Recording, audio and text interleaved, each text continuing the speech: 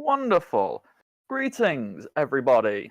People, humans, aliens, sentient animals, which I kind of wish I actually knew you, because that'd be cool. We have at least one in the chat room, usually. A Yes! sentient animal? Yeah, by he that claimed strict to be a dog. definition, we're all sentient animals. God, I was Archie, that meaning must more be a like- dream come true for you. Actually, TNT, now you just blow ironically, my mind. I'm not a dog person. Oh, well, not yet. Give yourself some time. I prefer cats.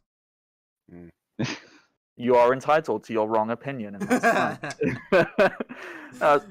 Cats are fine, and yeah, we just have 5 dogs, so. I don't know, guess I'm a dog person. But yeah, cats are great. Yeah, cats are good. Yeah, have a cat. Your mouth shut. I think that might be the quickest we have ever derailed from attempting to introduce ourselves.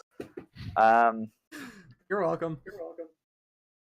No, I'm pretty sure we've gone instantly sideways at least 50% of the time. Yeah, I didn't even get to say my name or the channel or anything. True, so, you do usually get your name out. I normally start. So anyhow, yes, dear lovely viewer, whatever species you may or may not be, welcome to the party. I am your dungeon master for this evening, the Bardic Knock. It's right there on the screen. That's also my Twitter. If you are inclined to follow people and it be legal. Remember, the safety word is pumpernickel. Exactly. There's also Patreon. If you're a very kind person, instead of just following me, you want to like give me money, that'd be kind of you. Something I haven't been selling on here, but I guess I probably should if we're all about like saying, hey, this is my. I also have a Twitch as well, and guess what? It's the Bardic Knock. I don't do much on there. I don't believe it. No, you shouldn't. Question everything. Why? Settle down, Joe Rogan. So, yeah, if you like me, because, I don't know, there's something inherently incorrectly wired in your brain space, but hey, if you like me, come and watch me when I sometimes play video games. Make faces like that for your viewing pleasure. Yeah, I make faces and I make noises. Sometimes the noises make words. Yes. And other times they're just incoherent babble, because that's the same as being likable and funny, right? Yeah. No. So anyhow, before I let the other faces on screen and our one non-face, she's here. Rebecca, you're cool. Yeah. I refuse to conform with authority. As far as we're concerned, Rebecca may not even have a face. Like, No, I think I saw it once. an orb of intelligent energy just floats around everywhere. Yeah, no, we actually saw her face once. Oh I yeah. saw it once and died. Yes, we are all And- ghosts now. This has Yeah, all that's why been we're a forced to post-death condemn to this dream. eternity. So Yeah. That would make so much sense, because sometimes I think anyone who accidentally walks in on this assumes they've just fallen into purgatory. Like, welcome what to is this purgatory, endless y'all. waiting? There are no drinks here except this one, and it's only mine. Oh, damn it. Now I got to get a drink. No, I'm Well, envious because I don't have any I have drink here. caffeine. Aw. Well, that's a lie. I've got Okay. vodka downstairs, but I don't want to start drinking straight from a bottle. That's a bit much. What Anyhow, are you saying, Rebecca? I said I've cursed the stream with my face. That's what happened to the channel. We're always off topic. I That's was okay. so We're stalling for close. 2 people to get here. But either way. I was this close to like getting back on topic, but no, Nope. ruined it. Anyhow, yes, we are playing Dungeons and Dragons. Woo, magic! Specifically 3.5 edition. So some of those are just old, and that's the version we know. We don't like change, so Right? or some of us it's just the version we know best, and others it's just we've never got round to learning Or a new one. Yeah, or the only version we know at all. One well, of those choices. Yeah. Learning new stuff is difficult, so why bother when I can just Yeah. use my old outdated one? Now, excuse me, God, whilst I that's pull out like my Nokia 3210 and send an SMS message while I could- playing Snake. right? I could totally invest another $2,000 in a new D&D library every 4 years, or I could, just play this game that I like. Yeah. All of this. This is also it. To support my camera, it's on a stack of $3.5. And that says a lot of how many books I have. Like, just for ones which I never use and are now my camera stand, there are more books there than are currently available in the 5th edition library. We'll make you have to use those books eventually and compromise your camera. Yeah. I had to set up my my Vive headset last year, and because I didn't want to put holes in the wall, I just put like a 3.5 foot tall stack of D&D books on top of my desk, and it had it like 7 feet in the air. That works. Yeah. So now I've said we're taking a very long time to get there, but I've said the name of the channel. I've said my name. I've said what game we're playing. I think we're at the point where somebody else says their name. Who would like to say their name? Well, this is the first time we've seen TJ except for a very small amount of time, so I'd say he goes first. Let's do it. It's true. The last time I was actually here for an opening was the time I demanded to go first. So, hi, I'm TJ, and I'll be playing Flick the Halfling Rogue. And for those of us who can't see the Discord chat, apparently rogues plus bards equals winning, and we're going to test that theory today. D&D math, best kind. I think it's not winning. I think it's something else. It's destroying the dungeon master's sanity. It's winning. Ruining everything. It's Same thing. winning. Wink, wink. Oh, okay. Wink. I can actually wink on the camera now. It's nice. We're here to ruin And I can your dance fun. like an idiot. I'm so sorry. Yes, we can all watch TJ dancing. Fantasy. It's about time. The one thing this game has really been missing, is a way for me to make it take longer to actually do anything. That's clearly what we're missing. Oh, definitely. Okay. Well, following TJ, let's let our disembodied voice, our lovely, lovely Rebecca. Rebecca, please introduce yourself, say words and names and things. Okay. Rebecca, I'll be playing Primrose, the half-orc bard. I am part 2 to the equation of joy and wonders and destroying Matt's sanity. Love that you guys are trying to actively destroy my game now. It's fantastic. We I were mean, you never inactively doing it. But now that it's coordinated. I actually have a lot of respect for it, because if I can't laugh at myself and when everything goes wrong, then life becomes a deep, dark pit of never-ending despair. So, somebody else talk. Hi, my name is Cody. I play Kid the Dark Horse. This is my cat, Virgo. She plays my cat, Virgo. And today, both of us will be entertaining you, hopefully, with the antics of an unbelievably gifted 16-year-old who knows a bit more wizardry than he does fighting, but that doesn't stop him from ignoring his own wounds. No, and it never should. And finally, our last player who is currently here today, Archer. Introduce yourself, please. So, my name is Archer the Eye. I am playing Keldor, the Null Knight, who currently has less wisdom than usual. So, we'll see how that goes. And also, I have absolutely nothing to help me fight underwater. No. That's okay. Yeah, I think that's most of the party. See, We'll see if we can fix some of that. We'll see. Unfortunately, to some extent, the two people who are not currently here, Blake is off, I guess, being like a real-life druid. He said something about having to take a cat to someone. So, I don't know. He's doing It's like a side side quests, I guess. That's So Blake, should- always gaining XP on the side. Yeah, just got to do them fetch quests. He'll be arriving at some No. point. Like, Fetch quests are dogs, Matt.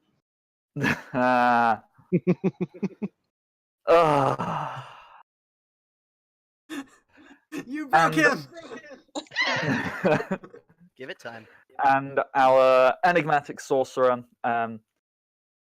got caught by the most deadly of foes, delayed flights. So He can cast fly spontaneously, except when it's most important.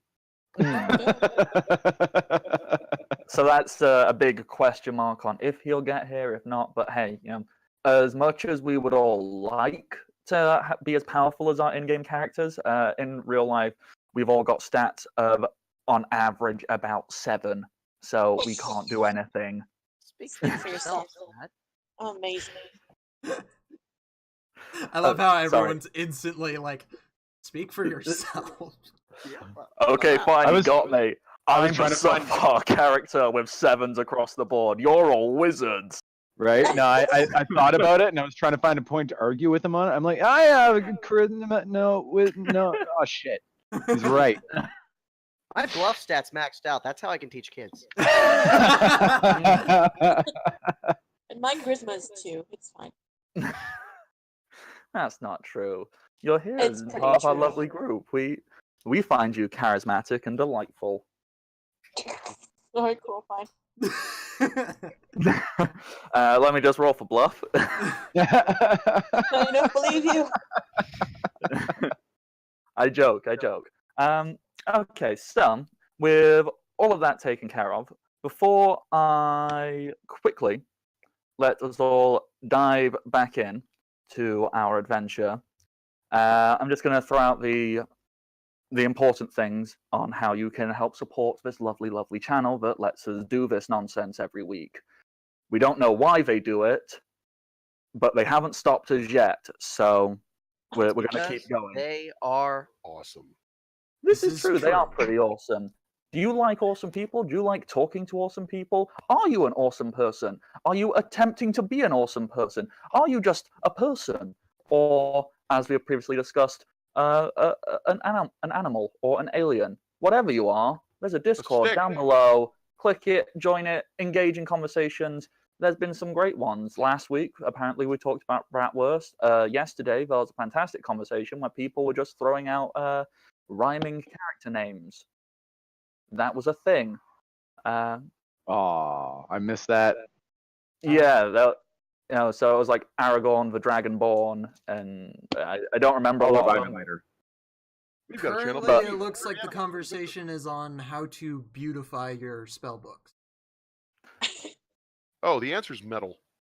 Oh, I'm seeing some gorgeous leather-bound notebooks Mhm. Yeah, that it's a great they've place brought with- in. Make it entirely out of bones or human flesh. Proper care for all your products made from human remains. Yes. yeah, is your Necronomicon looking a bit dusty? Go find a new child to skin alive. Spice it up. So, Discord, yes, it's right down there below. There's also people always looking to put on games, both on and off stream. Speaking of upcoming games on stream, at the end of September, it is September, I believe, yes, there is going to be a full weekend of live streams in aid of Trans Lifeline. So you won't see our regular group that weekend, but you will see a bunch of other people Mhm. going on and raising charity for raising charity. Raising money for charity or raising other Those are things the for charity. words. So yes, that's also happening. So hey, if you're a person who supports, I'm trying to If think. you're an awesome person, Yeah, that's the way of putting it. Because my brain just had a bad moment. It's like, are you a person who supports good causes? Is that a sentence that people say? Are a you person one of who those likes people? to go and show up to events where everything is good? Are you a person who likes being around other people? Are you a person who just enjoys not showing up that you're actually there, but instead watching people play games, while at the same time donating little bits of your paycheck to help out people whenever you possibly can, or your parents' paycheck if you're too young, or your children's paycheck if you're just not good. If you're donating your parents' paycheck, donate more. Yes, This just in. Welcome Party RPGs does not endorse this behavior. that we know of. No, they don't, but I do. All right. And you know what they say, always trust bearded men with strange accents. Always. Always. That's what I teach my daughter. That was the first thing I taught her, actually.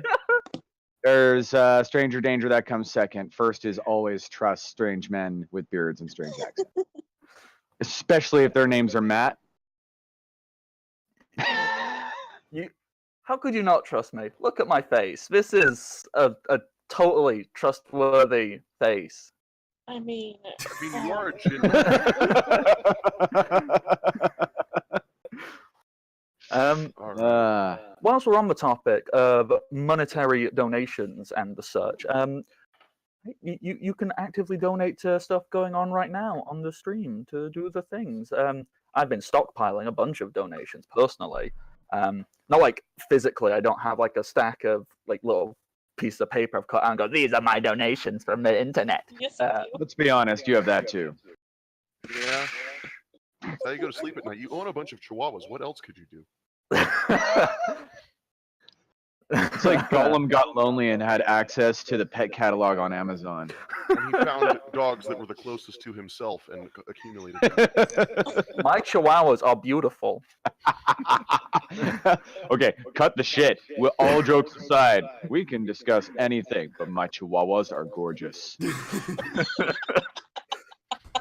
point I was trying to make before we got off topic There was was no about donations. You can donate bits to the stream as it's ongoing. If you just want to throw like a couple of bits, 10 cents, hey, that's cool. We love you. That's great. You don't need to do that, but that's very kind of you regardless.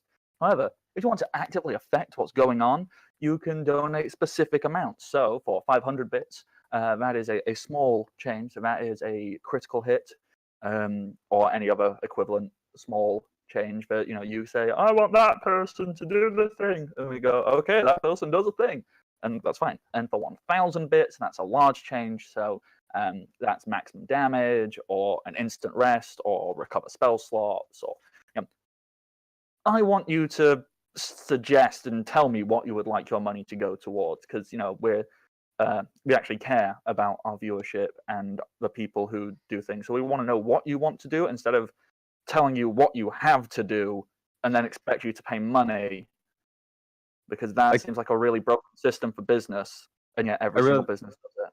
I really can't wait until we have more actual viewers to influence the game and stuff, because that seems like it could get really fun if there's people active in the chat regularly and Well, I mean, Matt has against each other and stuff. 3 nat 20s to use against us now, I think. Yeah, I know.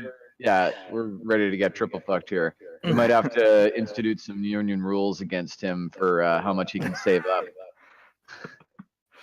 Just wait, I'm going to save every single one. Wait until the final encounter and go, oh, by the way, I have 50 crits. Yeah. Every round, crits. If we go by past experiences with you critting me, I'll just get back up and crit you back. So This is true, because that's happened literally every time so far. But But the final boss is one young goblin from that first cave, and he just has nothing but critical strikes. Or the oh one my that god, gets it's like the saved in the very secret first boss in a episode. Final Fantasy game. Like the deal is you just can't do any damage, and he Yeah. you up. There are other ways you can influence the game. For example, if you subscribe to Welcome to the Party, that gives you 1 free crit to any person on any game on this entire channel. So you subscribe every month, you go, boom, give a crit. And then you have to wait another month, but then boom, another crit. And if you're interested in subscribing, there are currently 3 tiers of subscription. At tier 1 for $4.99, you get access to a WTTP, making up letters now, a WTTP D20 emotes to spread around, spread the joy.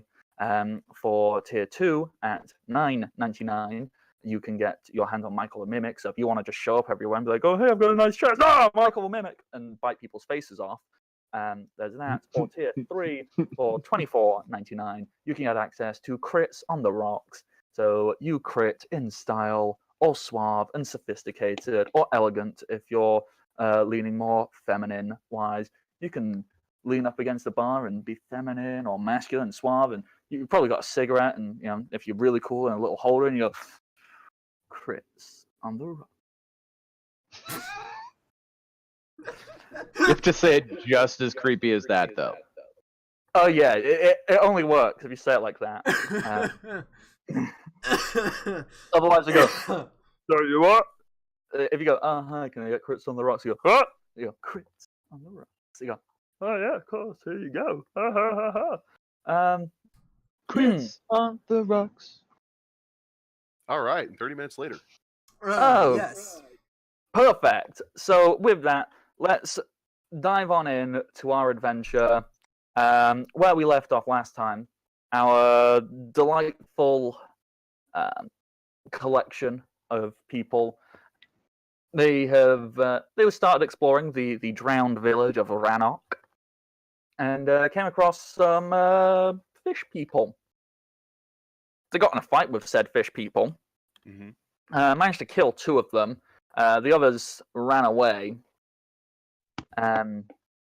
Keldor and Unst have gone over and found the one rooftop that's not submerged in the water, and they are sat upon it, Unst dangling a harpoon on a piece of rope, hoping to fish, and Keldor going, you haven't even put any bait on, what are you doing? Oh, I haven't said anything. But Oh no, you're just looking at him and going like, why? Meanwhile, over on, back on dry land, back at the entryway, Kid used the natural adhesive sticky substance that came out of these creatures to stick the other one they killed to the wall, whilst Meat Sprinkles jumped out and cut off one of its webbed toes and ate it because somebody said he should. We vandalized the dead body. Hey, I stand by that decision. I think Best it's not decision. vandalizing. I think it's mutilation. Not It's if a it's body. a goblin doing it. Sure. No, okay, right. Goblins don't count. I forgot. Green lives don't matter. That's just part of their culture. We don't culture shame here. If you're gonna stick a fish man to the wall, Yes, you we might do. as well eat him. We culture shame each other in real life, let alone the fictional people that we interact with. No. We can only culture shame appropriate cultures, like Canada or Britain. It's true. After all our crimes against the world, we do have it coming. I mean, Oh yeah, all those crimes we do on a regular basis, like free healthcare. yeah. We That's deserve one. to be made fun of.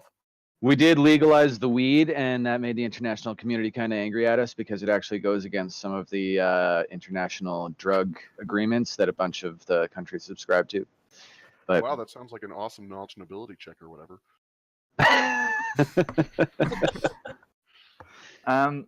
Alrighty. So, diving on in. What's everybody doing? So- free healthcare.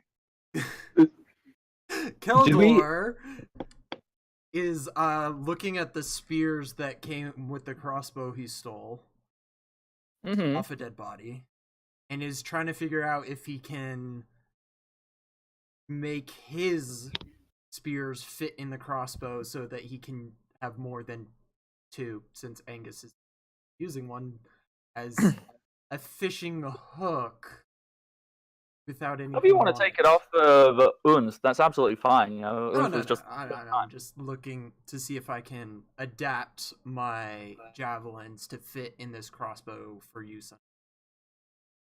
I want to say yes, but I do want you to have to roll for it to see how good of a job you do. So, what would be an appropriate roll, do we Fletcher. think?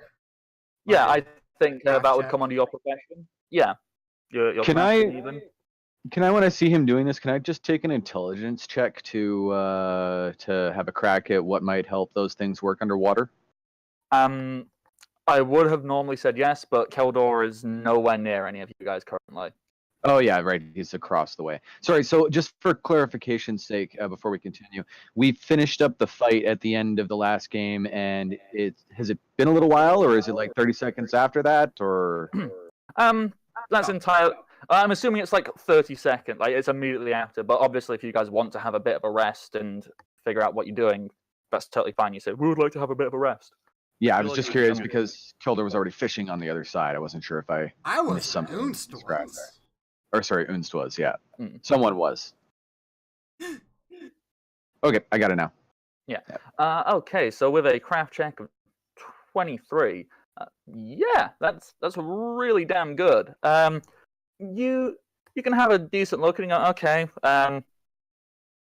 it'll kind of work, not perfectly. So there's going to be a -1 modifier whilst using them this way, but that's it. That it's the best you can physically do without getting without specifically making a brand new device for them. Like, Okay. So I now have a water crossbow. Sweet. Solid. Okay, so that's what Keldor is doing up over there on his lonesome with Un. So that'll take him a little bit of time. Everybody else, so you guys, like, you thinking about what you're gonna do? Are you saying like, are you thinking, all right, we're going right back in. We're gonna go chase down those fish people and murder them now? Or are you thinking maybe we should take a rest and figure out how to murder the fish people? I Well, I don't didn't have take great any- spells prepared today, so Yeah, I didn't take any damage, but I'm fine to take a rest to prepare spells. So, I don't know what we're supposed to do about this. This is not like a thing that I can't swim, guys. Like, I can float. I don't know what you want me to do here. Like, I don't know what to do. well, the cool thing is you don't have to be able to float. You just have to be able to sink for what we're doing. So Oh, good. if we're going to do this right, I still believe that it's a good idea that we can utilize the barrels as an air source in an emergency. Right? We can try that, but that's a very that's a very tenuous connection to air. I don't know a lot about swimming, but I know that the primary thing is that you stay near the air. Exactly. What I'm planning on doing is taking the air and putting it underwater to the point where we can go get it. Okay, now hear me out. Here's the plan. What we do is we dump out some of this useless wine that we have, and then we use the water to wash up the barrel a little bit, get it all nice and shiny. And then we use the troll gut rope and make a whole bunch of rope that we can cut off into little sections. Then we can we can go find some rocks around here to tie it onto. We put them out in the very middle, and then we let them sink. Now we have a barrel of air that we can go down and breathe in once. Oh, yeah, like that could work.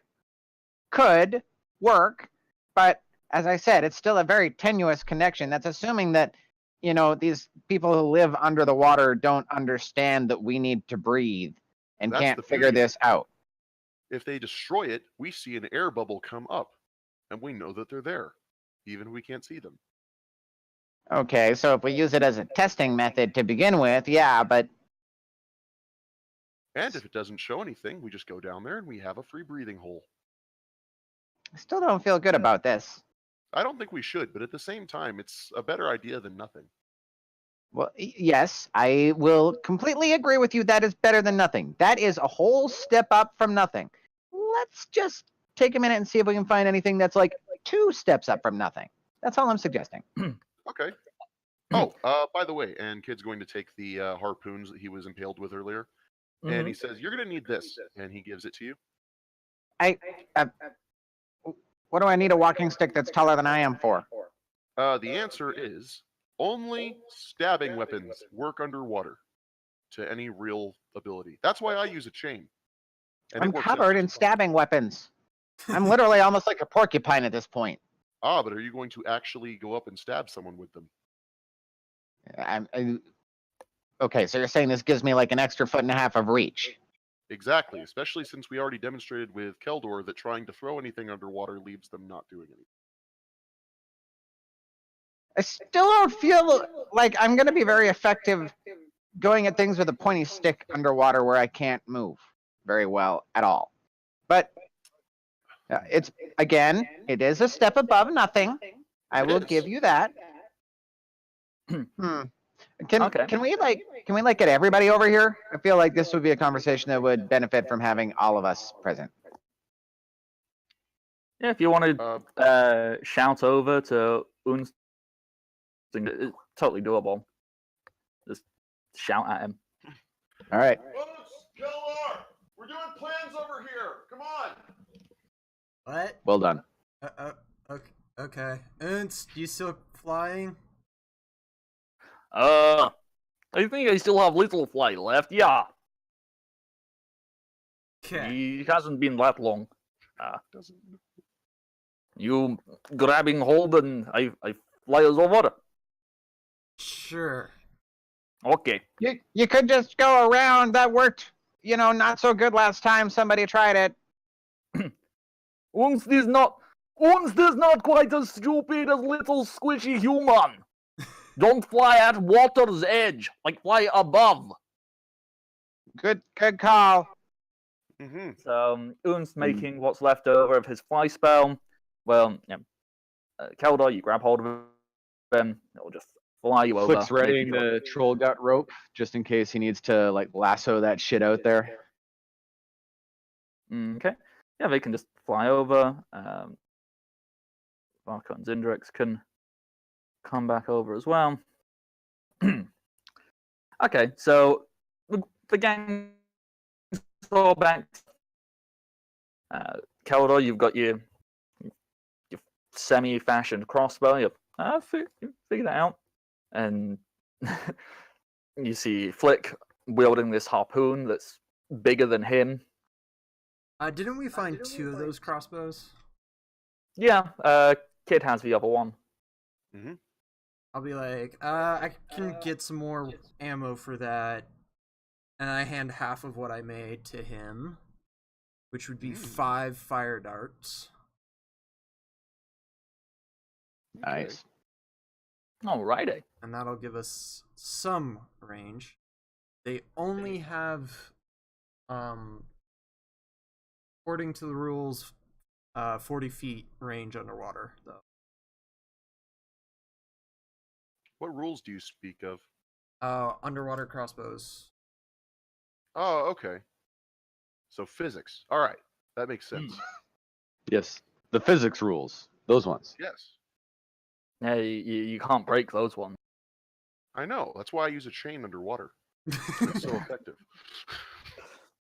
Okay, so you've got everyone together. Kid has got his plan about the barrel. Mm-hmm. I'm going to be collecting rocks to get that sort of plan kind of rolling. Yeah, the entire wall in front of you is made up of rocks. So Awesome. I'm going to let the monk tell me which ones to take that will not destroy the wall. yeah, Party pooper. if you follow Duratara around, she'll go, that one looks like you can probably take it. That's probably no big deal. And oh, no, don't touch that one. That one will just destroy everything. And then we're gonna get hit by a wave of water and probably drown. Don't do that. This one's good though. No, go for the destruction one. Let's have some fun. No, then Princess asked me not to destroy the entire place. Oh, come on.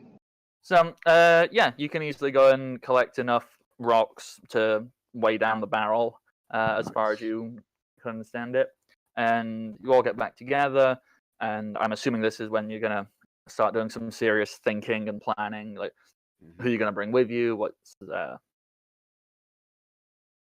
Oh, I'm going to give Primrose one of the harpoons. Alrighty. For Primrose and Flick, because you're using these are not designed to be wielded as spears, so yeah, they're kind of like an improvised weapon, but you have proficiency with them because they're relatively simple, and they will deal 1 d6 of Okay. piercing damage. So, add that for when you're using those things. Does any? I guess I should do this in character. So does anybody have like the ability to like magically let us breathe underwater or anything? Because that would be really useful. I've heard of some magic users being able to do that kind of thing, but I've never seen one. We have 2 rings that supposedly allow us to do that. Can we test it? And Flick does a quick like faux like pointing around the group like 1, 2, 3, 4. Yeah. So got to 2 pretty quick. Well, we can also hold our breath for a really long time. So if we just keep passing it off, Maybe you can. I don't know how long I can hold my breath. Do you want to test it? Not here. Keldor's about ready to throw Flick in the water and is like, oh wait, no, probably a bad idea. I can go a little over 2 minutes if I really try. And if I'm not fighting something, I tend to start to run out of breath a little quicker if I have to start fighting. Eliza will chime in and go, I can. Well, if you let me rest and pray, I'll be able to make it so 2 more of you can breathe underwater. All right, Primrose that's and better. We went from 2 to 4. So that is better. I know I sound like I'm being really sarcastic, but that is better. That's 100% improvement. So now if we could just get like a 50% improvement from here, like another 2 people, that's like all of us. All the ones who are coming, I think, is like most of you guys are not going to come underwater with us, are you? and I just kind of point to like the rest of the NPCs around the cart. Yeah, Angus kind of looks at himself, with his big, heavy hammer and his big, hefty armor, and he goes, probably not a good idea for me, personally. Yeah, that's kind of how I feel too.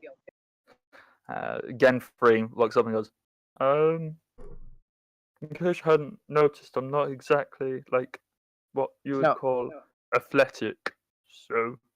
Don't worry, Genfrey. Nobody thought you were coming. I can try. No, you're much more valuable to us alive.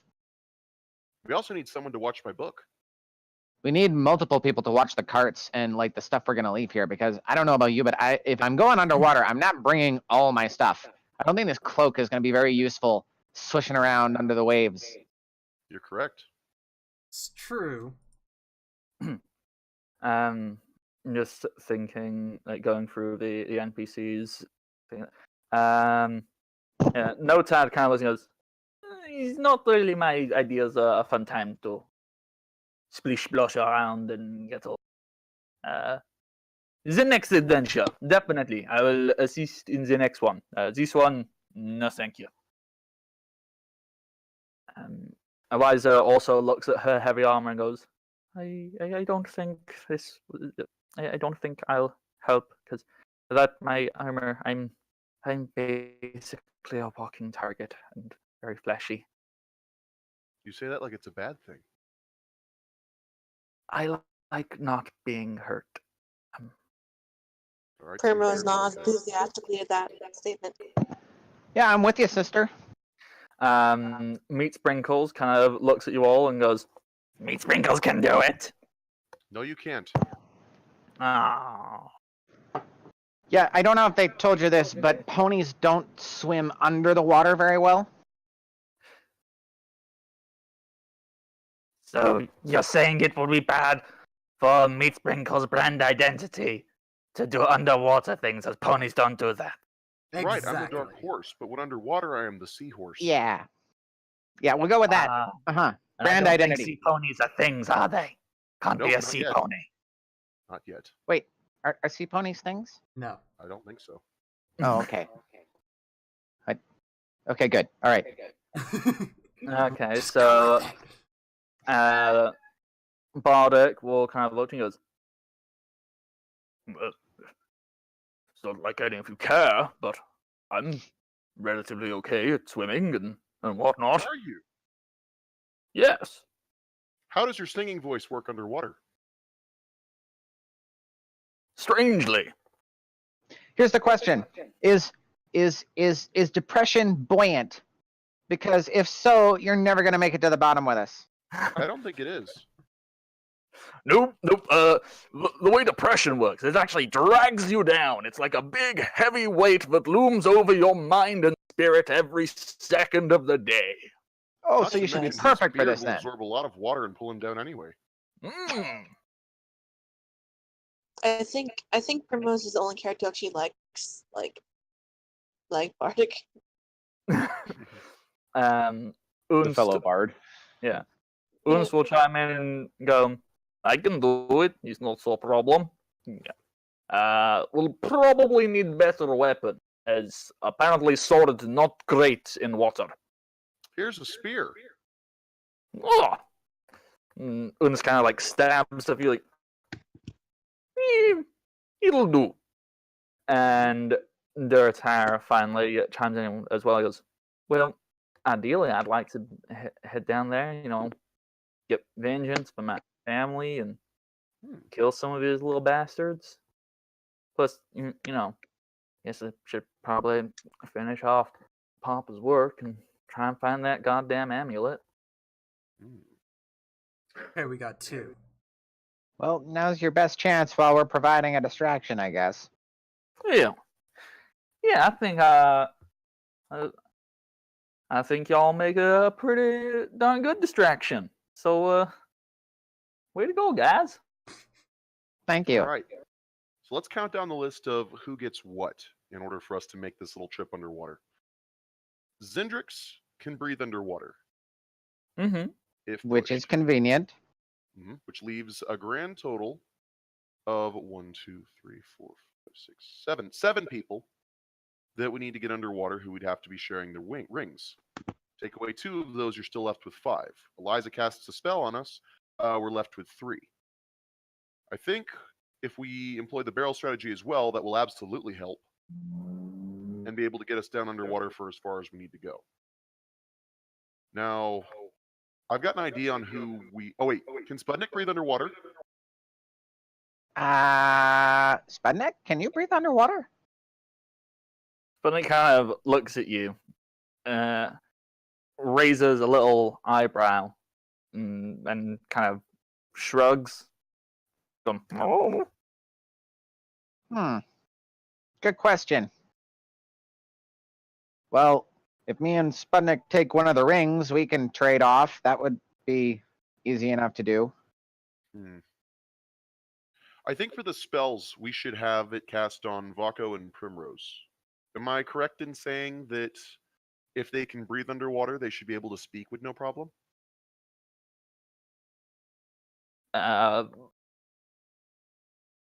Good Logically, question. that makes some kind of sense, yeah. Okay. But we don't know till we test it. Yeah. Still, it would be at least 2 people underwater who we don't have to worry about drowning. And between the 2 of them, I don't believe either of them are particularly good at making a break for the surface if they have to. True. I was just going to say, you are kind of also getting like 2 of your worst swimmers taken care of with that as well. Wait, I don't trust Vako to do anything athletic. I don't think we need to worry about Sputnik. I think Sputnik should just stay here. That's a good plan, too. Sputnik doesn't resist that. He kind of looks at the idea of swimming into unknown danger or sitting around a nice campfire and being fed some food that Genthry's going to cook. Yeah. I command you as your employer or your, I guess I would say, mentor. As long as Sputnik's up here, I want you to teach him every bad word in Goblin that you know. Meat Sprinkles just smiles, with jagged teeth, and goes, "It would be The good fact with a that little dragon." The fact that you think that would bother Flick just shows a lack of judgment on your part, I think. Hey, if you can't speak Goblin, that just makes it a lot easier. We are planning to rest before we go into the water, yes? Yes. Oh yeah. Watch this come back 30 episodes from now. The next time we encounter goblins and Sputnik just starts spouting off with curse words. Fuck your mother! What? What did the parrot say? Fuck you! Fuck you! You sound like a British ambulance. 100% can confirm. That is British what ambulances spirit sound like in ambulance. this country. They sound like just go past going, fuck you. Musical.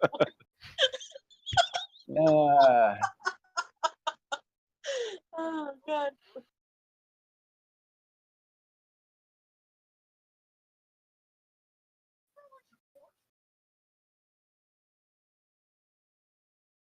I think we should watch every direction. Mm-hmm. I think there's like 30 of us here, so we can afford to have like 4 people stay up on each watch. Oh yeah, easily. Yeah, Okay. so let's do that and have like a person like looking in every direction away from the fire.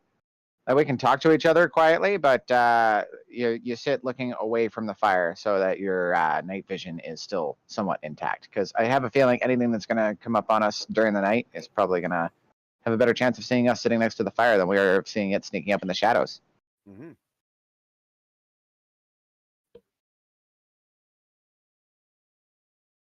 But staring, when you stare at a campfire and then you look into the darkness, it doesn't take your eyes a second to adjust. Wow, that's I want that. I don't try to understand it either. Yeah, Meat Sprinkles kind of looks and he goes, you can't do that. Well, fuck you both. Fine. What are we doing here? Let's back to the plan. Beautiful. Yeah, Gen 3 will bring out his little cooking pot. It's a separate one to one he makes magic items in, don't worry.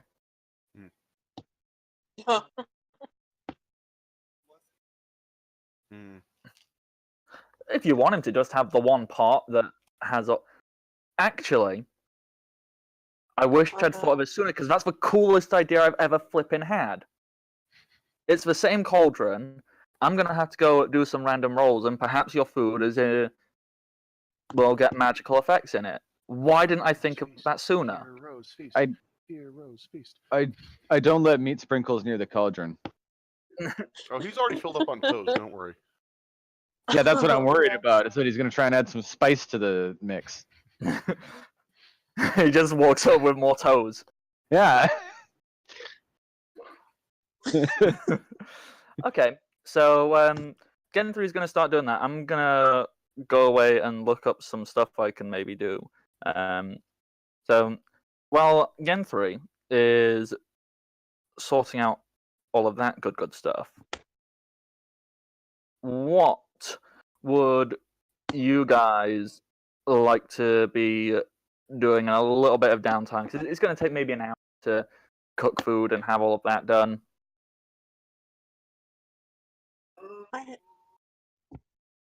I do have one. Oh. Okay.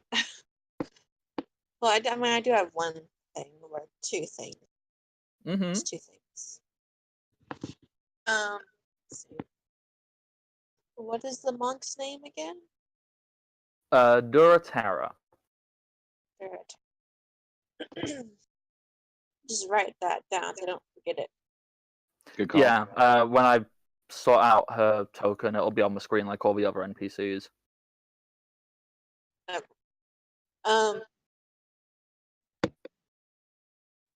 So I think ever since Duratera did her whole this thing, was it flurry of punches that she did, or was that Yeah, flurry of blows. Just flurry of blows? Ever since Duratera did that, Primrose has been like kind of captivated by this gnome. Like, that's neat. I want to be able to punch kids so hard he nearly vomits. I do constantly. Isn't that a wish we all harbor secretly? I mean, or not so secretly.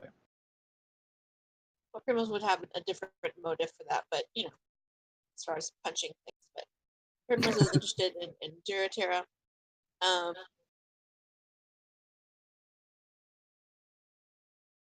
I don't know if Primrose would approach Duratera directly. Well, whilst everyone's like she will come over and join the group for like when you're actively sitting down and having food. When you're not, she is going to be sat up on the wall, cross-legged, staring out into the lake. Oh. But when you guys are sitting down having food, she'll happily come and join you all. Right now we're waiting for food to be done. Correct. Yeah. Okay. So if you want to go and talk to her, you'll have to like go and get her attention from on top of the wall. Yeah. Okay. So before Primrose does that, as per usual, Primrose is sitting with Eliza, probably near the fire. I guess I don't know, something like that. Primrose is taking all the flowers out of their hair and giving them to Eliza for safety. Yeah.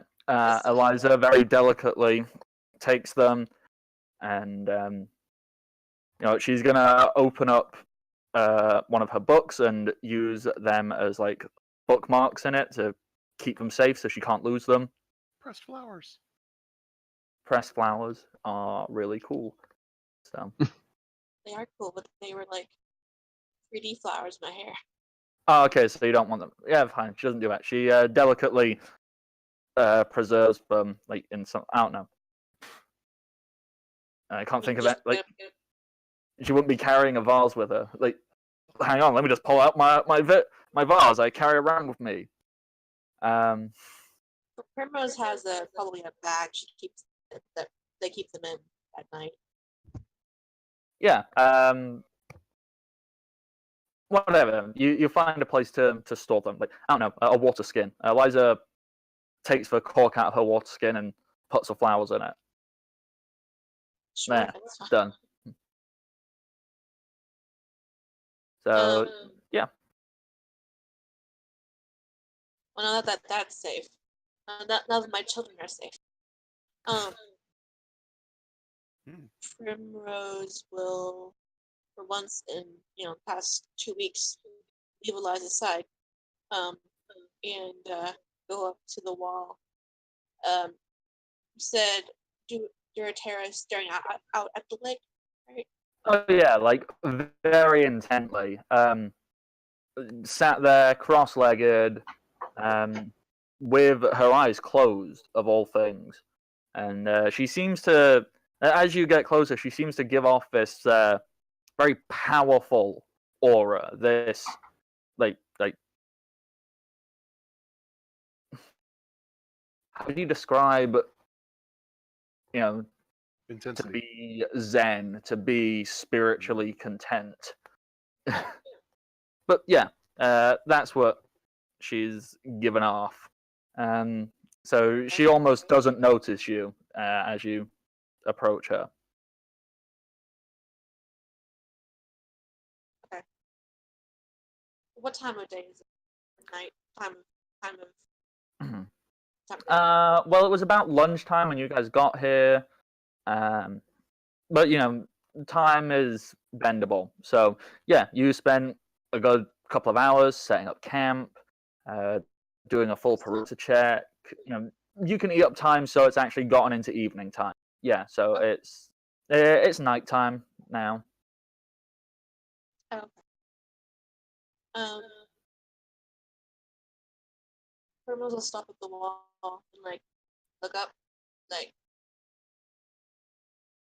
they'll clear their throat, to get attention, and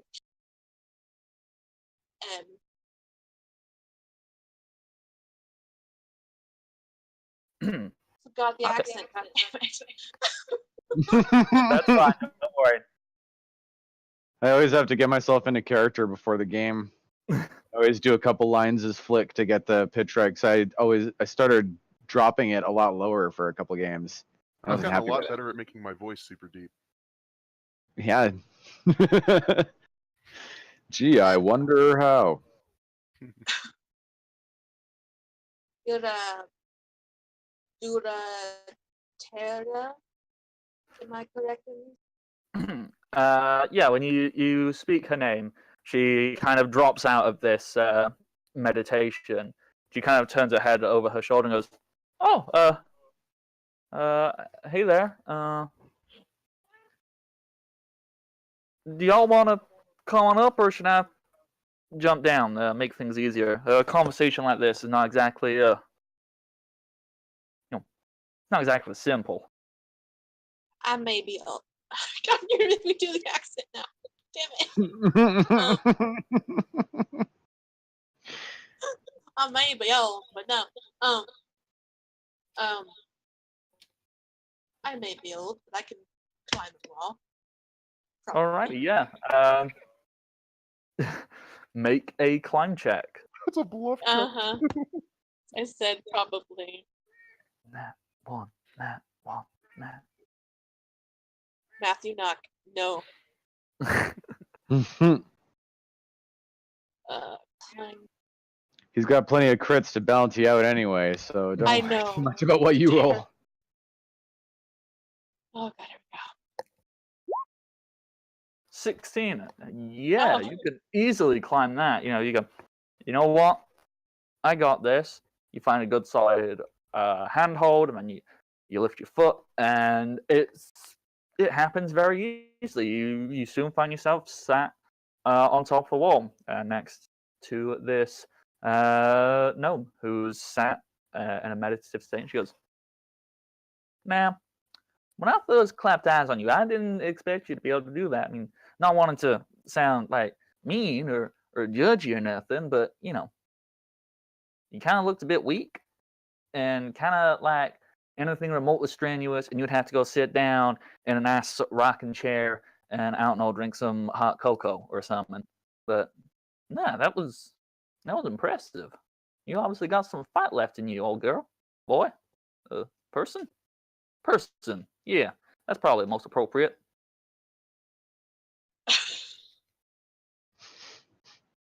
Love how painfully progressive Matt's universe is.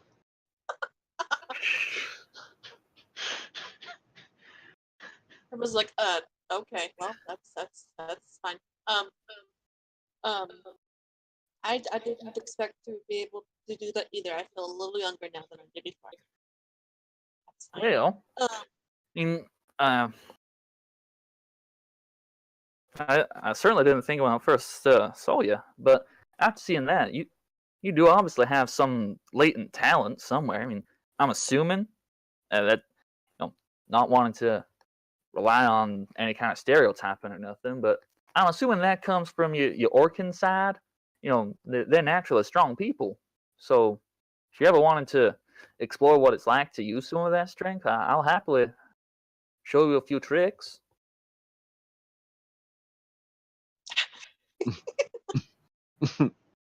To take from another game I play in, Primrose's eye kind of starts sparkling, like, oh.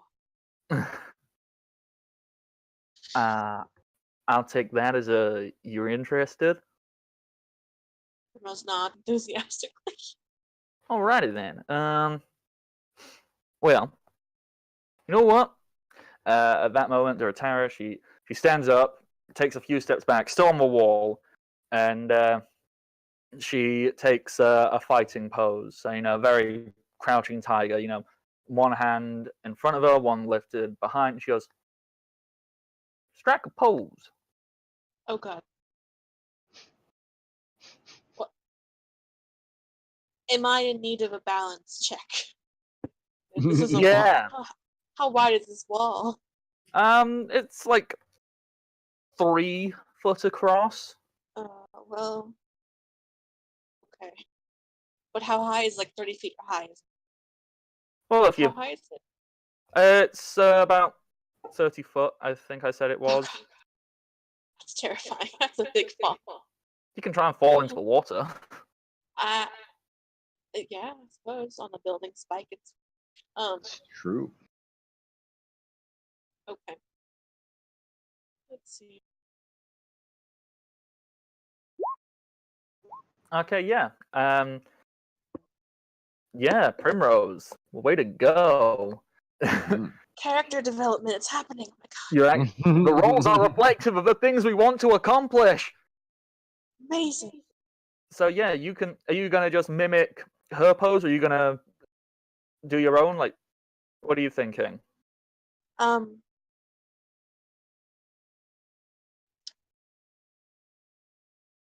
Thinking of Primrose's backstory, I don't think they would have ever really seen that before. So they're gonna try their best to copy it, and myself, I would feel self-conscious about it with everyone down the ground. I don't know if Primrose would though, considering how old they are. So you know what? Old age, don't care about that. It's fine. Yeah, I don't give a fuck about what you young people think. Okay, so Right. you try and imitate the pose, and Duratara looks at you dead on and goes, "Now come and hit me." So go and make an unarmed attack. Is that the sound you make when you strike? Eh, well, well, actually, the sudden realization how tall Primrose is compared to the gnome is like, wait, Oh yeah. Duratara is not. She's not even tall for a gnome. She's like 2'9" or something. She's and I'm very 6 small. foot, and I'm 6 Yeah. foot 7. This is the problem. I'm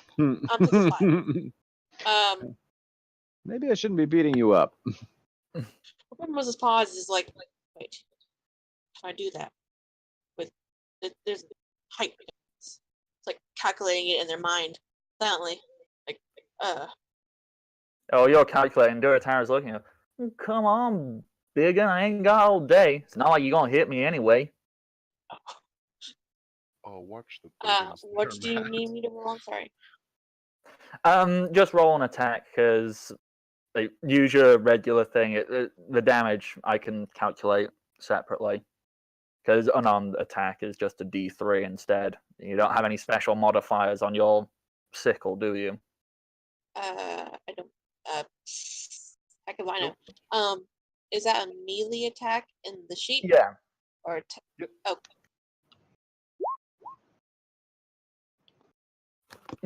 Yeah. As you go and try to hit, Duratara just takes one step back and seemingly instantly counters as if she knew your attack was coming. And okay, with the plus that goes no, don't go. 24. Does that hit you? probably. About twice I over. hope so. Yes. Okay. My AC is deplorable. That's absolutely fine. So, there's that. And you take 5 damage. Okay. And then what she does is she's dodged your punch. She like open hand slaps you into the stomach, and then she's gonna grab your arm and instigate a grapple. So if you could make a grapple check for me. Oh god. I'm anticipating water sounds in the future.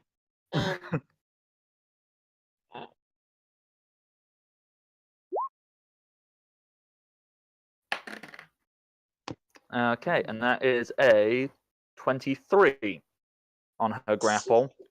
So she's punched you, then grabbed your arm, and she turns you around. She's got you in an arm, which is hilarious, considering you're so much taller. Like she's like pulling your arm backwards, so you're like almost having to bend backwards as she's holding your arm and pushing you forward. It's not good for my back. Yeah. Anyway. Duratara will then let go and let you sort yourself out. He goes, "See, Matt, your form is all wrong. You're coming at me like, Like, I am a wall that needs to be beaten down. Now, so what you want to see, your enemy is not some obstacle to overcome. They're more like a distraction. And the best way to overcome a distraction is to dodge around it and then cut through it. Come on, try again. And she's gonna walk herself back and take the same stance and let you try and attack again. Oh boy. Okay. I know what Primrose is thinking about. Yeah. I have to ask Matt. Do you know what Primrose is thinking about? Given their background. I'm fairly certain I know what they're thinking about. If you would like to voice and share like what's going on inside Primrose's mind, or are you thinking, we're gonna reveal this later on?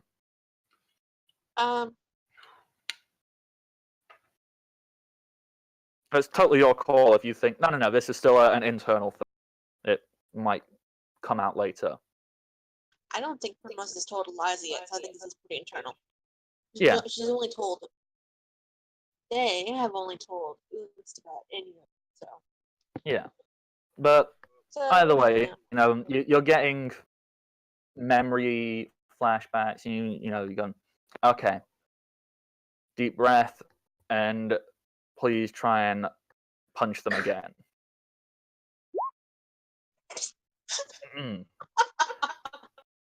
You go, Duratara just leaps backwards. Like, come on, you gotta stop looking at me like I am an obstacle. I'm a distraction. Just bat me aside and get to your goal. Come on, again. Can we cheer them on? Please do, if you're watching. All right, come on, Primrose. This is our bardic inspiration. Let's do it. Yeah, Bardic kind of looks at all of this and goes, Primrose, Primrose, you can do it, Primrose. I don't know the words you're saying, but I'll chant along. So, Primrose, consider having. You are now considered having your courage inspired. I just need to double check what level he's at. Unst, I got 100 gold on Primrose. Come on, pinches me. Unst will look at you, Flick, and go, this is not a good bet. I put 100 on little one. No. You got a deal. All monks have one weakness, and trust me, it's orcs. Let's get going. The only one. See, it's at this point in my head where if I was saying,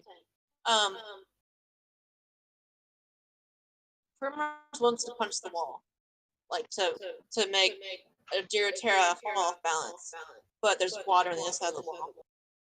I don't know.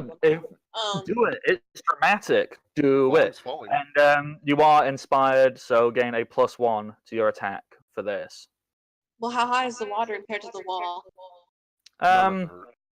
It's not like directly at the wall, but like Pretty close. it's not that far. It's not. It's less than 5 feet away from the top. Okay. All right, then Primrose is going to aim at Duratera's feet. Okay, go for it. Okay. Punching the floor has got a much lower AC than Duratara, so yep. You can hit that, and Fortunately. roll. Now, what kind of roll would it be? Do you think to damage the wall itself? You know, Would it just not be a strength check? Aren't Do there we rules think for strength? damaging objects? Yeah. Okay. So roll me the damage of that. So that will be a D3, and then you've got +1 from Bard, and then what's your strength mod? +12. -1. Oh, so that's fine. Just roll me a d3. Just D3? Okay. Yeah.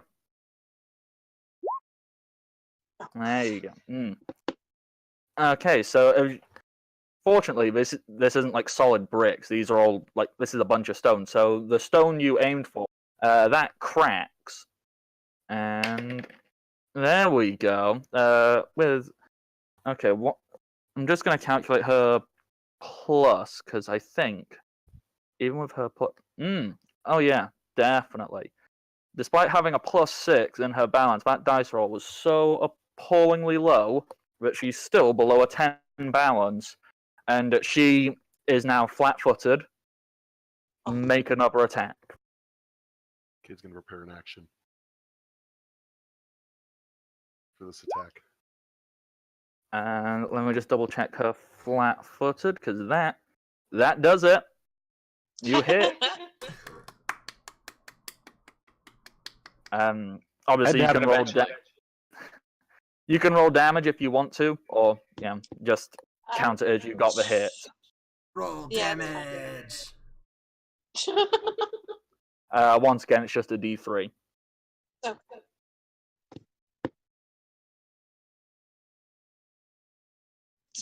Dang! There you go.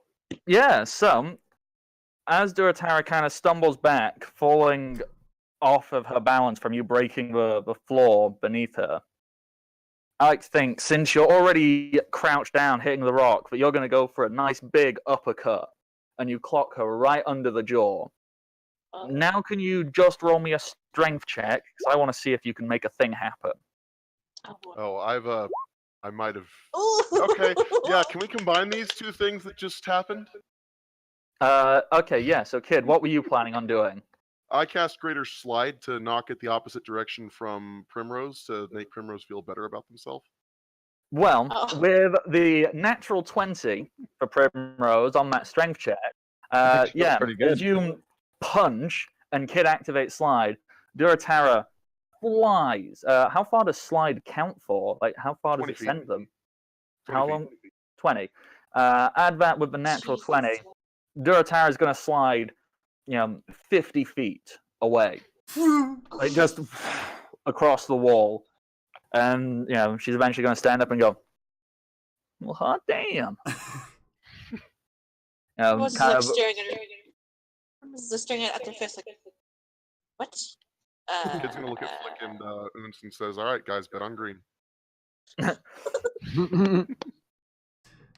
Duratara kind of rubs her jaw where you clocked her. She goes, well, hot damn.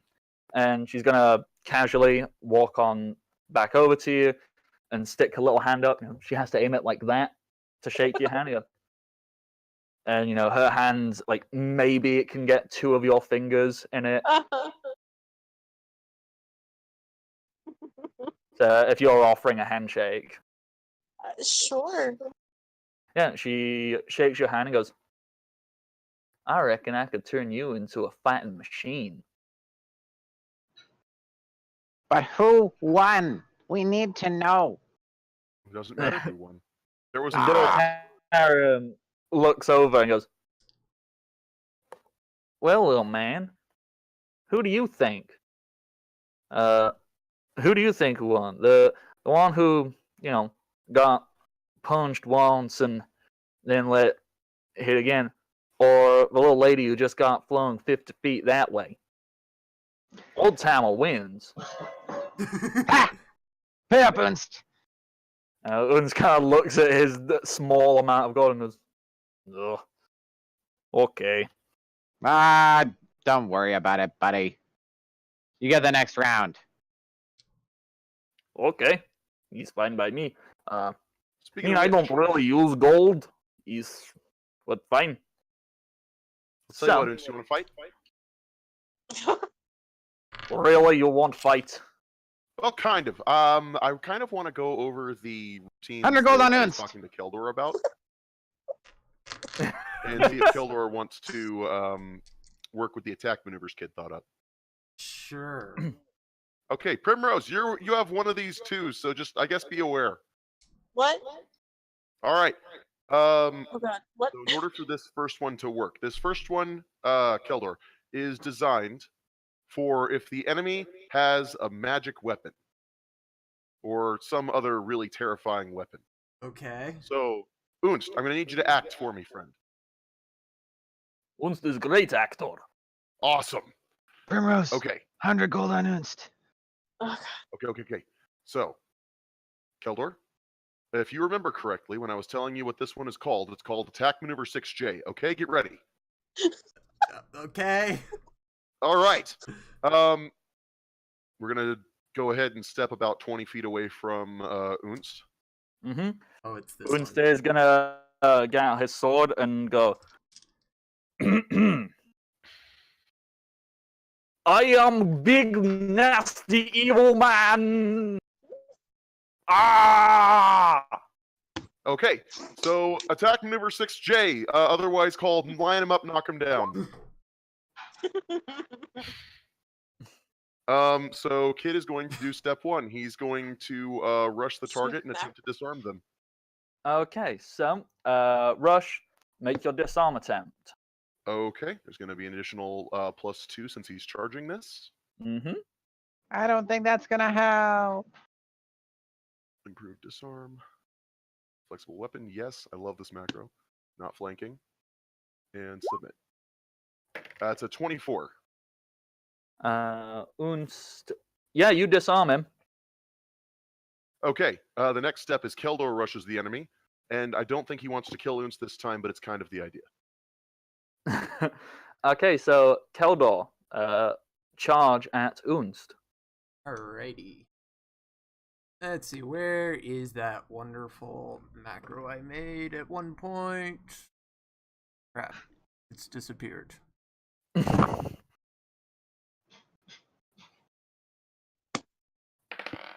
Let's see.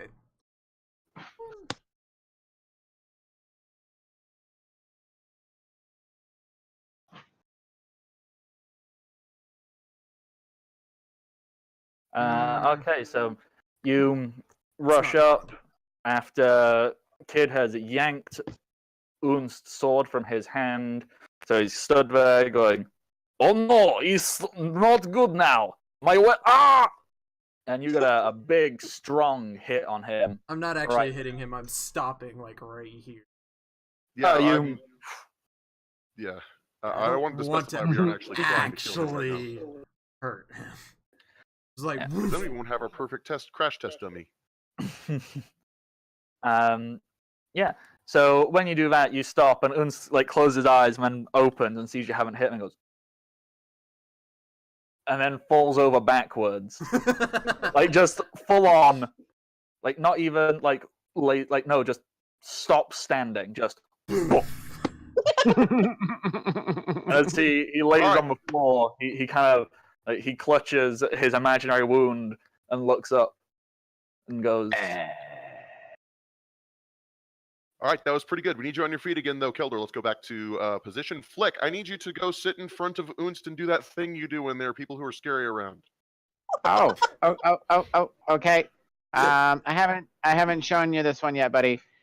And Flick just kind of walks up, right up, and he's looking at the ground as he walks up, and he walks up till he's almost toe to toe with Unst. And then he looks up at him, and he's got his hands down behind his back, behind his waistline. So he's looking as approachable as possible. My arms are behind me. I'm completely, this is as defenseless as I can be. And he walks up, and as he looks up and he looks into Unst's eyes, he whips the dagger out as fast as he can, and he again stops right before the flesh, but right in half an inch above where Unst's belt is. So a belly splitting shot. Ah. Yeah. Which Unst would probably recognize how bad that would be if he had continued. Because yeah, Unst kind of looks at you little man is scary when he is trying to kill things. No, I meant lay down. Oh, that's. Oh, I'm supposed to be laying down still. No, not you, not you. Oh, okay. All right. Okay. Lays down 'cause he has no idea what he's down. talking about now. Keldor, he's knocked down our companion. We need to use defensive maneuver 32A. Crash test dummy. Oh no. So kid's going to bull rush Unst. Okay, so That's correct. It's a strength check +2 if I'm charging him, but he does get an attack of opportunity on me. yep. Is he picking his weapon back up, or are you leaving him disarmed? Let's go ahead and assume he hasn't. Okay. So attack of opportunity. Well, he rolled a 4, so he actually misses. Awesome. Because So even I with will his bull plus rush of like +5 or whatever it is, it's not enough to hit you. him. Okay. So I think it's the opposed strength checks. Yeah. So you rolled 21. Would be He rolled 23. a 3. Unst is not doing good on rolls today. Unst is kind of confused as to what's going on. Oh yeah, definitely. I think he's more confused that you didn't let him do his death monologue in the acting. He feels like Yeah. So, All right. yeah, That one worked you out have bull rushed him. perfectly. If this were to be a real thing, then if I pushed him back at all, Keldor would provide us defensive wall. Yeah. Just like suddenly right behind him. Or if I failed, you would attempt to bull rush me to force him to move. I'm confused at the point of this whole thing. Don't worry, it'll make more sense here in a second. Okay, Keldor, let's line back up again. I'm going to let him pick up his weapon this time. Yeah. Just have this image. Sorry. Of like random No, stuff sorry. happening. Please go. I just have this image of Primrose sitting with Dunaterra on the wall, or Duratera on the wall, just like, what? Duratara will kind of lean over to you and whisper, like, I reckon they're trying to think that they're as good as fighting as we are. Okay, Keldor, we're going to do augmented attack maneuver 2601. Why did you come up with such bad names? And then I do it. Okay, I'm going to cast True Strike. This one does require a little bit of a wait. Yeah, so True Strike. But Keldor gets to run first this time. Okay. All right. So Keldor will need to provoke an attack of opportunity. So I'm the one who takes it? Yeah. You're better prepared to do it. That's the purpose behind this one. Okay. Now this is very useful that Unst is rolling like crap because it ties into training exercises. So yeah, Unst misses on that. So Keldor, you run, you fake hit him. So that's that. Then Okay. Kid, it'll come back round to you. Yep. Kid, after casting True Strike on himself to give him a +20 on his next attack roll, is going to run up and attempt to grapple Unst. And grappling, I believe, is an attack roll, so there will be 20 on top of this. Grapple. You run and you like hook round, get Unst into a full Nelson. You're holding him in place, leaving him perfectly open for Keldor. Too many Just kind of point the A's and D's. glaive right at his Okay, face. take his head off.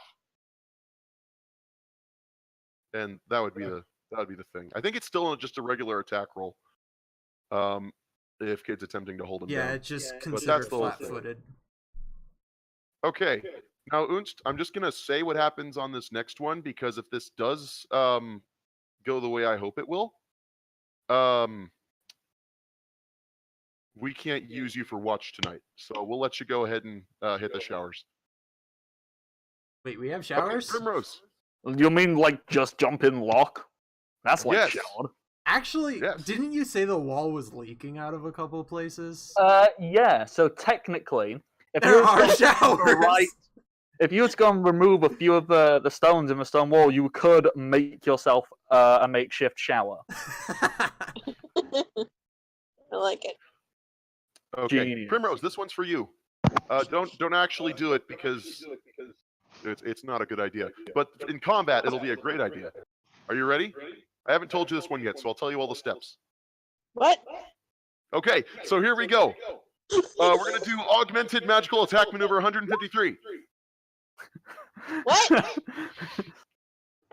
First thing you do is you're I gonna. can't hear you. The first thing you're gonna do is you're gonna try and blind the target, and then we'll trip them, and then you get next to them, and then we beat them while they're down, and also blind. And Flick dives onto Un's legs and grapples them together like he's trying to tackle him down. Ah! Yeah. What? So yeah, those are some of the ones that I came up with. Flick, after seeing what you can do, I might come up with a couple for you. Okay. I have a few of my own, but I'm always open to new tricks. You do? Okay, we How have do you to think break- I survived being this small in the city? Okay, tell me all about them while we dump out the wine. No! We have empty barrels. Okay, We have a let's whole say night. instead. If We you're can going dispose over of a to barrel wine, of you see wine. Bardic hugging the barrel, going, "Don't you dare touch my child." I walk up to him and whack him on the head. That's mine, buddy. But you So- broke mine. I didn't eat it. Right. No remorse. No, I think he's earned this one, honestly. There's a bunch of barrels. There's barrels all over the place, aren't there? We have. Are you Duratara suggesting we loot will the just houses? Duratara will try and make a. There's an entire village. I mean, y'all would have to go and like dive and look around, but you'd probably find a barrel. Well, we have 4 barrels that we can empty out of the random stuff that's in. I suppose you could just empty it out into one of the. This was Cards like for the now, yeah. ones that were holding like the firewood, Yeah. some Yeah, of the we can just- food. Empty that shit out beside the wagon or in the wagon while we're We have a like we're gonna have lot people of watching stuff. the wagon. Yeah. Like a lot. Yeah. So just assume, boom, that's it. You can sort out a.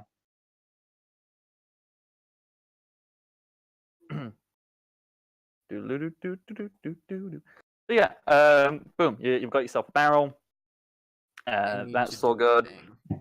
I mean, if we need to, I'm sure we can dispose of a barrel of wine throughout the night between all of us. There's like 100 of us here. Okay. Well, I think now is a very good time to go and take a quick break Great. because I think various people need to nip to the bathroom and I would like to go and smoke. So that was some great group roleplay we've just done. I'm enjoying it. So when we get back, we're going to do quick like various bits of roleplay you all want to do during your watch, and then we're going to swimmingly get on with this adventure we intend to dive in. So yeah, quick break, and we will be right back.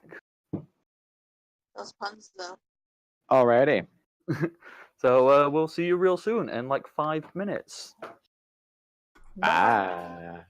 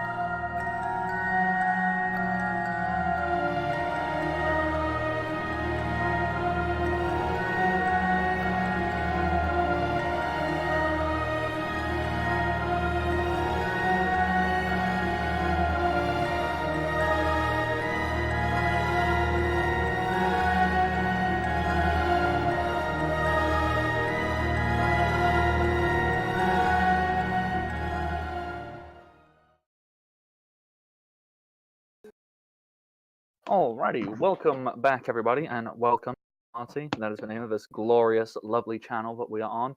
If you like this channel and like all the various things that occur on here, or just want to learn what's going on and when it's going on, you can follow Welcome to the Party on Twitter at Welcome Party RPG. If you are watching this on YouTube, the Twitch account where you can catch various games streamed throughout the week is twitch.tv/Welcome Party RPG. There is also a YouTube channel. Doesn't currently have its unique URL, but hey, go and subscribe to that, bump it up to 100, and it will soon have its personalized URL. So then I'll be able to do all of that instead of doing this long-winded nonsense trying to explain where you can find all of the Welcome Party goodness. Once again, if you aren't already a member of the Discord, I highly suggest you look on down and find that link and click it and join in to all the Welcome to the Party conversation-y goodness. In case you missed my brief introduction at the beginning, I am DM, Bardic Knock, Twitter and Patreon are below me. We're playing Dungeons & Dragons 3.5 edition, and subscriptions to here on Twitch.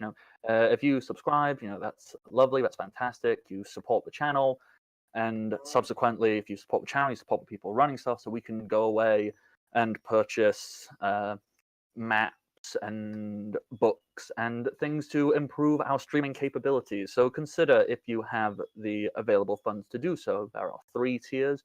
Tier 1 at $4.99 will get you access to the WTTP D20 emote. Tier 2 at $9.99 will get you access to Michael the Mimic emote. And Tier 3 at $24.99 will grant you access to crits on the roll.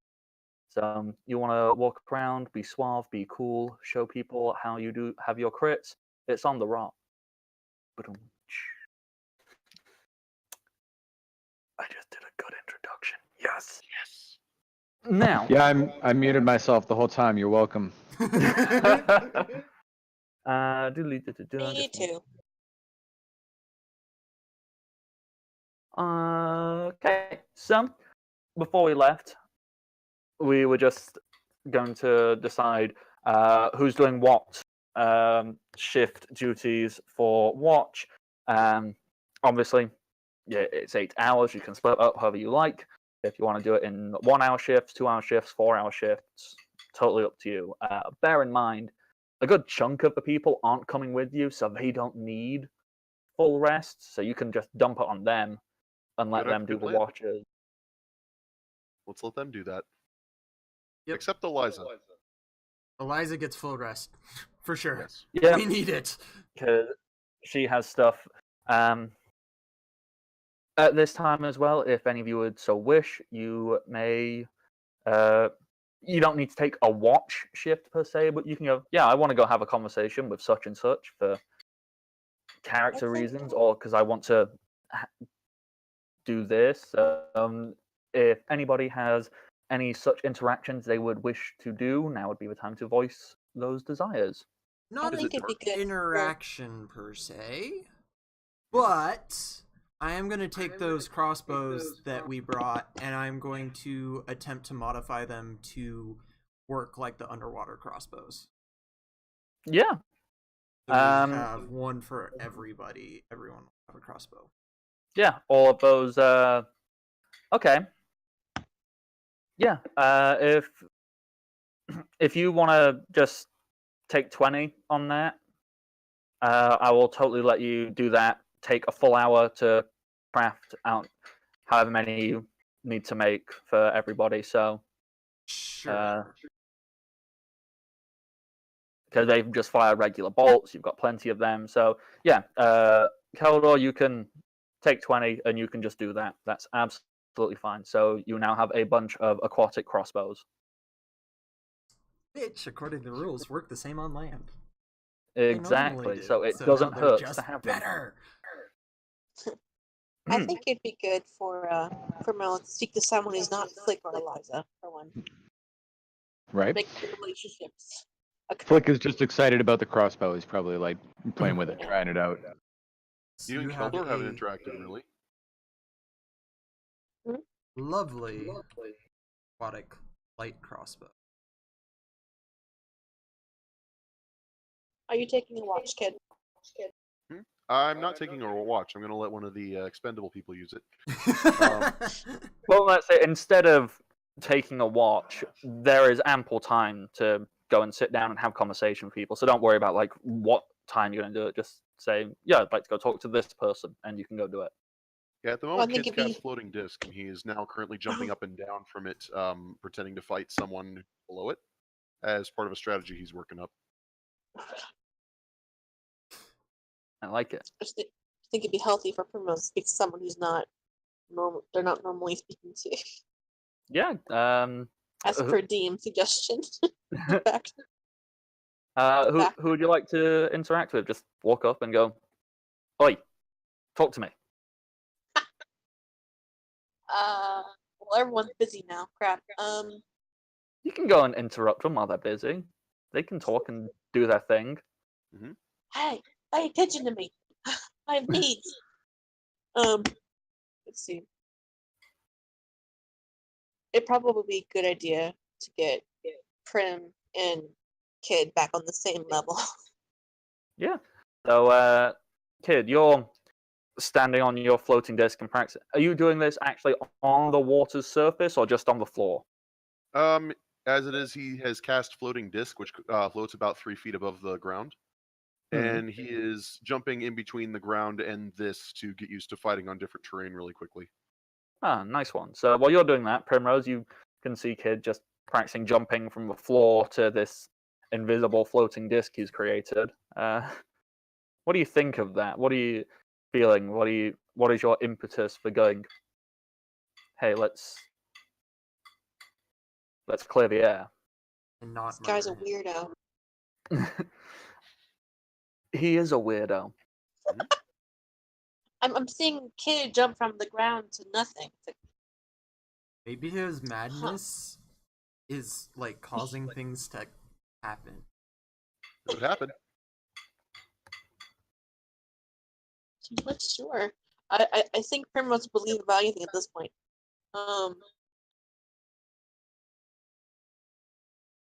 I guess Primrose is just like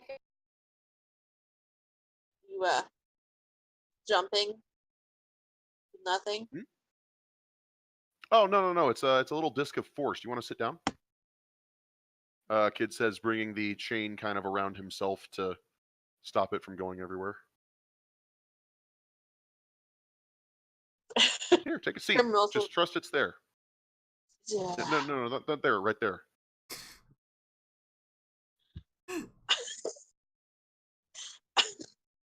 Now I kind of want to roll something to see if Primrose sits down on the thing or on the ground, like just falls. Do it. You're muted. I can hear you. Oh, I'm not speaking. No, that was me. I was moving my lips, but sound wasn't. Yeah. If Kid is like patting the disc so you can see where he's aiming for, fine, you can just go sit on it. If, however, Kid just gestures to it, make me a dex check to see if you actually sit on it or just miss and sit on the floor. What are you doing, Kid? Oh, I have the ability to mentally move it, but I have just kind of gestured to the place where I was just jumping. So technically, it is a thing. So it might have muddy boot prints on it. But I don't know how big it is though. So what was the roll for? I'm sorry. Dex.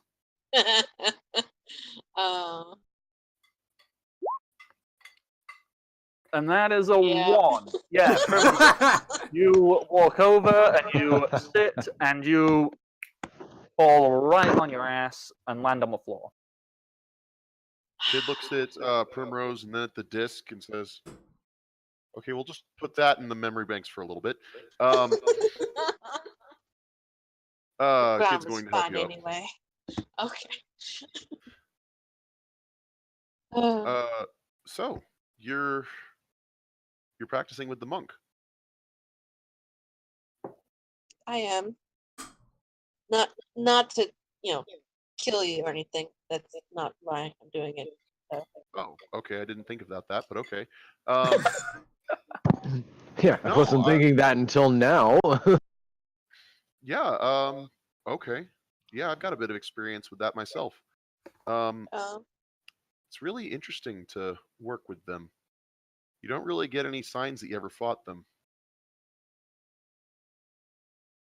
I don't understand your meaning.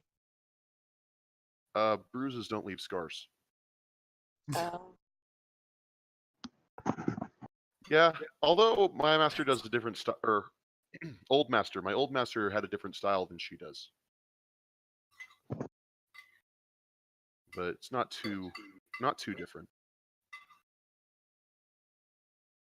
probably. Primrose takes a moment to think, and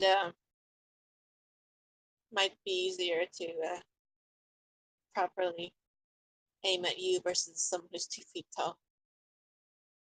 Probably. You want to go a few rounds? Uh,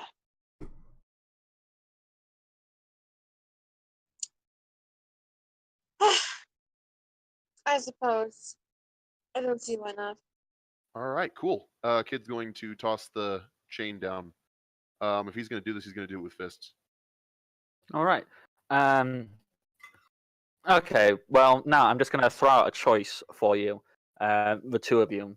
Either we can start rolling dice and see how it happens, or I will allow you to completely roleplay out this scene and collectively decide how you would like this scene to go. Kind of want to roll. That's more easy. Like I have no idea what I would be doing anyway. So Yeah. Okay. Let's roll Okay. numbers. So, do you want to roll initiative, or is one of you just letting the other go first? Oh, you know that's not kid style, Matt. No.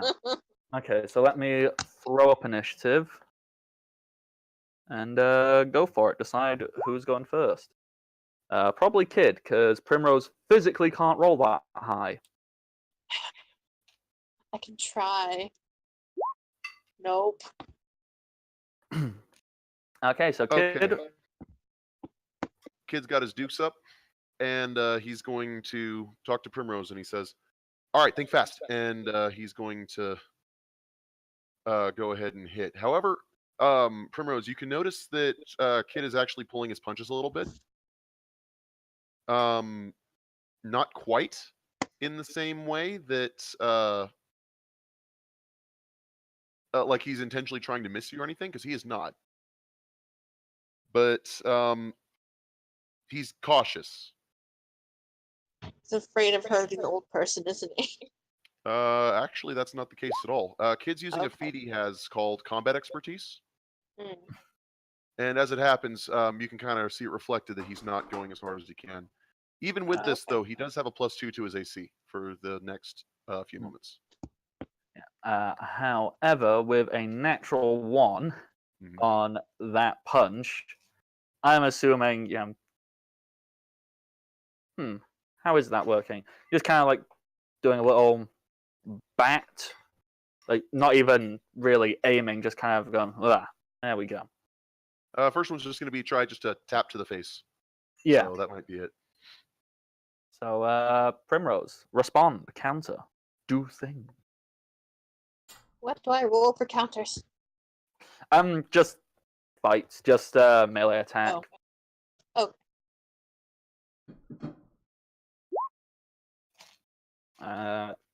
Yeah, I'm assuming that's not going to hit you, Kid. Nope, not at all. Not with a 15. Okay, so then it's back to Kid. Are you still pulling your punches a little bit? Yeah, but he's going to go for something a little different this time. He's going to go to try and sweep the leg. Okay, so I'm assuming that's a trip you're going for? Yeah, I have to look up trip rules really quickly. Give me just one moment. I think it's just an opposed strength, and then any modifiers you have to it. So, if you've got improved trip. Okay. Yeah, it's an unarmed melee touch attack against the target. Yeah. So, melee touch attack then. Do you have improved trip? He does not have improved trip. So, Primrose, you will get an attack opportunity as he's trying to do this. So, Oh, that would have a +1 onto it because of the. Actually, no, it's 13. Forgot he has weapon finesse, so he uses ranged for that sort of thing. Okay. And that's just another melee attack, right? Yes. To try and Okay. slap him back before he can sweep the leg. Okay.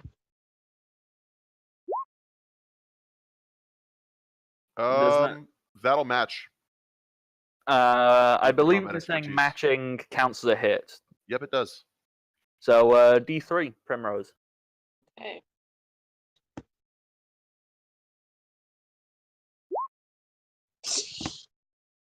Can you only roll max on these? So yeah, when I the mean- kid goes to sweep the leg, you just punch him square in the face. Oh, good shot. I would Alright, feel well- better. Okay, now how do you feel about this? No, I Oh don't. god. Okay. Is that going full grapple? Is that the trip you're making? That is the grapple, and they will still get an attack of opportunity to try and stop the grapple from happening. Okay, Okay. so Damage try then. and hit again, Primrose. See if you can stop yourself being grappled. It's only 13 this time. And that's a grapple check or a melee check? Just melee. Melee attack. Okay. Gee. Oh, that'll work. So, kid, you're well. How do you feel about this? And they just punch you again in the face. Whack. Okay. Uh, All Who right. else would do that? another D3. Okay.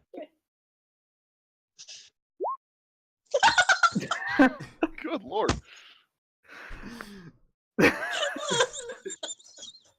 My orc side being awakened slowly but surely. Punch in Gotta the know face. kids loving every second of this. It's All right. wonderful. It's therapy. Okay, let's get a little serious. Oh. Nah. All right, so here it comes. He's going at you full force with just a regular unarmed strike. That will miss me. 10 does not hit Primrose. Okay. I almost do, but not quite. I was Imagine just Primrose noticing. Sorry, I was just noticing something. Actually, I don't think you've ever updated Primrose's BAB, have you? I don't know what you mean by that. Basic Okay, that's attack an your, bonus. answer. base attack, because you've That's a only got a pretty good +1 in indication, yeah. there. Level 6. You guys are level 6, right? Yep, it should be a +4 for a bard. Yeah, so you should have been getting 3 higher on every single one of these melee attacks you've been doing. Oh. But Wow. that's fine, I've corrected it. Oh, did you? Okay. Neat. Yeah, we'll just say Refresh. it. Yeah, fine. Doesn't matter. It's been working so far, and I've just corrected it. So now you're actually hitting like you're supposed to be hitting. Oh. So, better at doing kid tries stuff. again. Primrose, please counter. Respond. Well, I think when Flick went to attack, Primrose just like leaned back. Oh yeah, just like duck and weave. Sure. And another. That'll work. If you roll another 3, Three.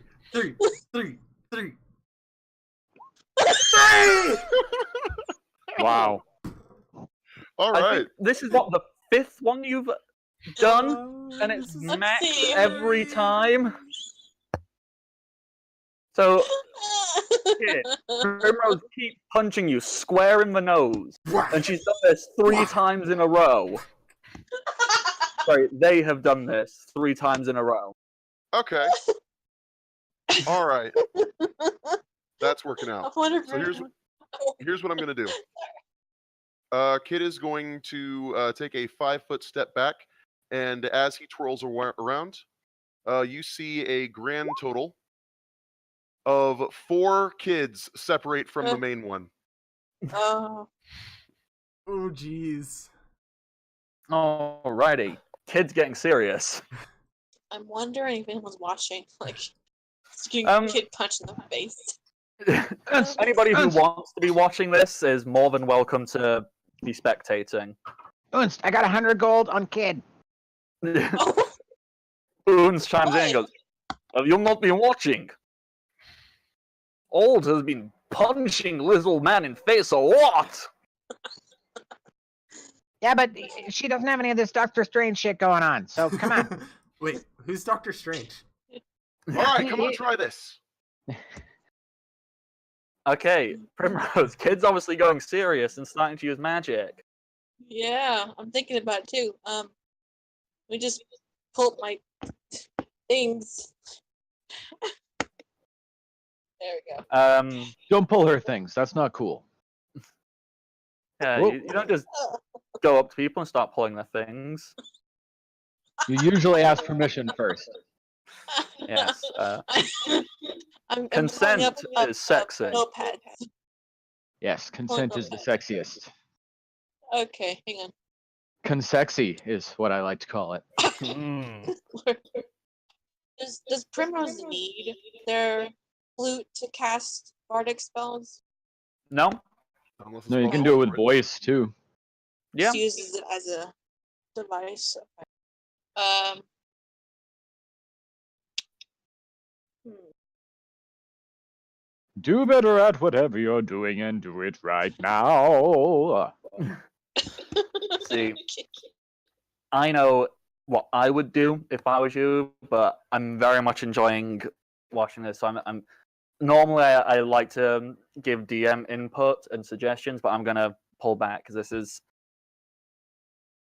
essentially player v player, so I'm not gonna help out. Despite I know exactly what you could do to make his spell pointless. I'm trying to think what that would be. Don't bards have access to counter spells? Well, Counter. yeah. Looking for the spell to stop it from happening, and if they have the same spell. I was meaning not to counter it, as in I know Primrose they have a spell that it doesn't matter, and they'd hit all of them. So Oh. But how does one do that? Voices. I wouldn't know what to say to activate that. Whatever you want. Vocal components, they are whatever you want them to be. It can be "What's up?" or you can go "Boom," or you can go "No." No is a favorite one of mine. Let's see. How about a good old fashioned fuck you? So you're gonna shout that at Kid, because Kid goes, "All right, time to take this serious." Focuses and creates Shadow 4 Clone Jutsu! duplicates. Oh, God. Oh, no, that's too mean for that. I like the no. The no was nice. No. Yeah, so just shout and do the spell you want to do.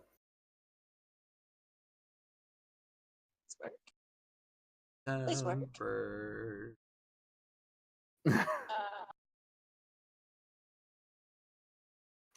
Okay, so Kid, can you make me a fort save? Certainly.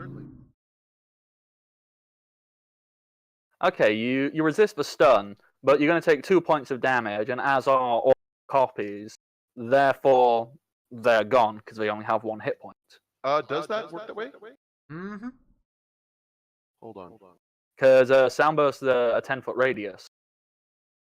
Right. Oh, hold on. I'm going to take this out of my voice thing real fast so I can discuss this. I wanted to point up the fact that it says right here, figments seem to react normally to area spells, such as looking like they're burned or dead after being hit by a fireball. Doesn't Yes, say they but go they away. still get destroyed because any successful attacks against an image destroys that. That includes any type of spell attack.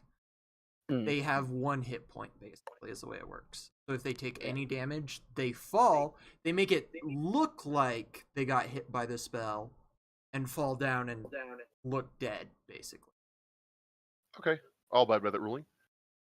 Let's see. have it to where I can turn my microphone to make sure it's working. Okay. Then in So- that case, Goes back to Kid. all right.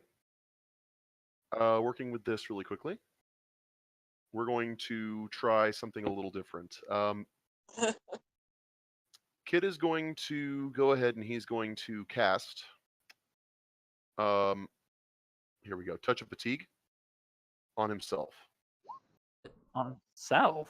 As in, he's going to prepare the touch for Okay. whenever it's going to be used. Thought you were gonna like just touch yourself and go, oh, fatigue. So you're holding the charge.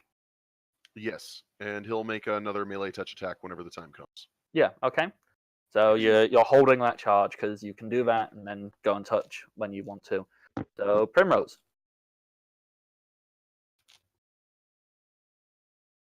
Okay. How far away from me are you now? Roughly? He took a step backwards, so there's a 5-foot space in between the two of you. So you'd have to step forward next to him to hit him. Okay. I think I'll do that just to continue the proper fighting match we were trying to do. Okay, so you step forward. Does that invoke an attack of opportunity, Kid? It does not because it's a 5-foot step. Then yeah, that's absolutely fine. So Primrose, step forward, and I'm assuming do another punch, or you want to do anything else instead? I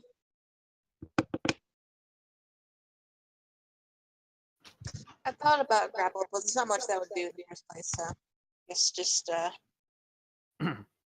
Yeah, I think sticking to just punching, because yeah. obviously this whole thing ends whenever the two of you decide, okay, that's enough.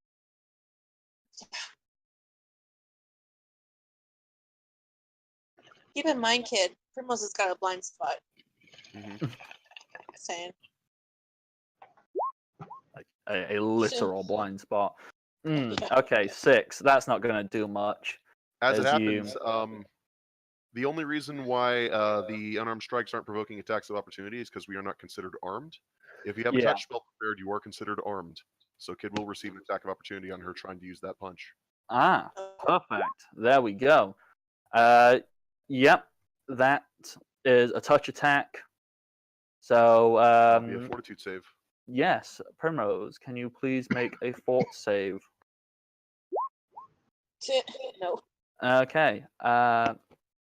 So, fatigued. What is fatigued stat-wise? Just so I can remember, because there's a lot of these stupid things. I have it over here. Fatigued. You can neither run nor charge and take a -2 penalty on strength and dexterity. Oh, Okay, so -2 on strength and dex. So if you want to just whack that in as a temporary modifier on your character sheet. it's a -2. Yep. And going to, since that tell- was... Sorry, after you. Okay. Kid's going to tell Primrose, all right, you want to do this seriously now, get out your weapon. If you still want to keep going. And it was going to just to be Kid's turn now, so... Kid, what... Are you using your round to say that, or are you then drawing out your weapon and... Nope, Kid's going to stay unarmed. Prim doesn't have the weapon. They left weapon back with Eliza. I will say, no, go ahead. Go ahead. If you have any? Okay, no weapons? No, I don't. No. Okay. Kid's going to take one more step back. Primrose is just watching you. All right. I want it, if at all possible, to where we're both wanting to see who will make the next move. That sounds pretty much what you're doing now. You've both taken your distance. Primrose hasn't. They haven't looked as if they're going to draw a weapon. You know, they don't keep it on them at all times, I'm guessing. So... No, not when we're in camp. Well, yeah, it would make sense while you're in camp not to carry it with you. So there's a 5-foot gap between the two of you. You've both got dukes up. Kid, your nose is probably slightly broken at this point. It's not something he's not used to. Yeah. Primrose, you're feeling very tired, very worn out. What are the two of you doing, aside from just like glaring at each other and deciding what the next step is? Waiting for something cinematic to make a noise or something before we both go at the same time. I'm gonna whisper at you, Matt. So Oh yeah. Just send me a quick whisper. Everybody else, so Keldor and Flick, have you been watching this? I've been sitting there with Unst on the side, like watching it like it's boxing match. Ooh, ah, ee, ooh, ah, ah. And Unst is going, why are you making noises? You're not getting heat. He, ah, ooh. No, come on. Ee. Ah, I think I get it. Is it like you are pretending to join in? So, oh no! Arg! There you go. You get it, big guy. Ee, ah. Ooh!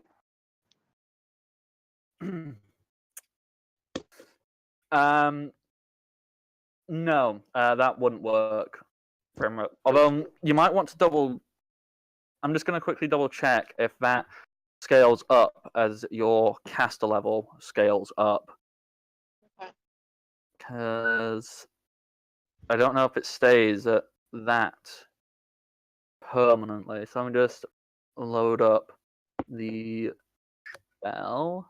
It would help if I could spell, so I know where it is. That.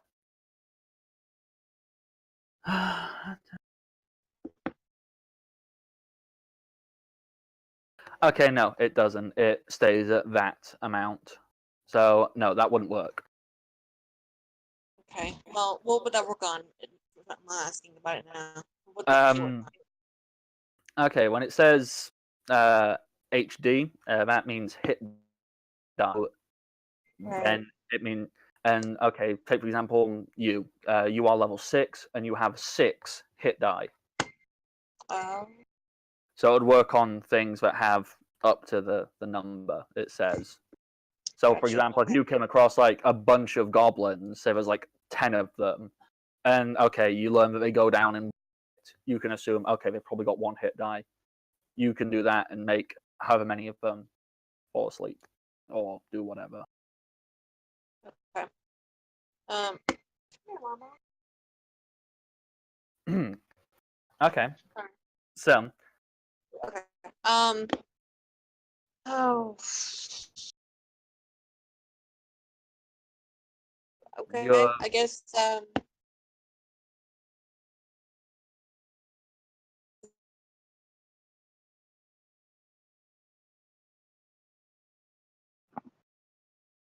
don't know how much longer this can go on. Unst agrees that neither. It almost seems as if the next punch will win. Did you mean What to were you cast attempting to Mending? cast?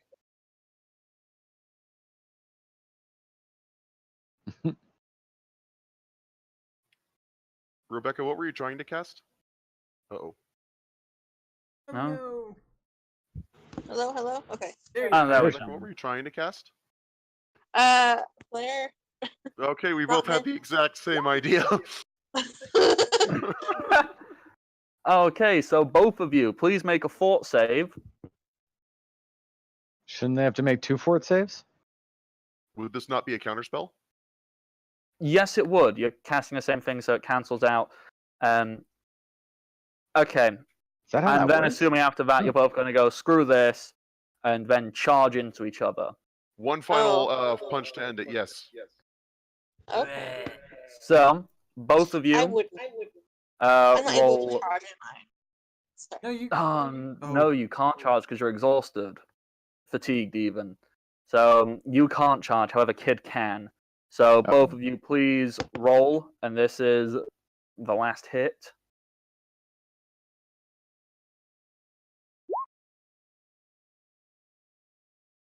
Go Primrose. So the flares both shoot off. They hit each other. It creates like a little spark of light. And as that light clears, Kid, you've dashed forward and you've jumped and you've gone for the punch. And Primrose, they just quickly jab up and go for the stomach, like catching Kid in the air. Primrose, roll damage. So that's another D3, please.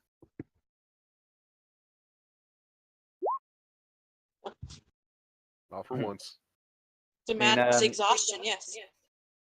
I mean, Kids will still hit because your AC is now 10, isn't it, with the exhaustion? So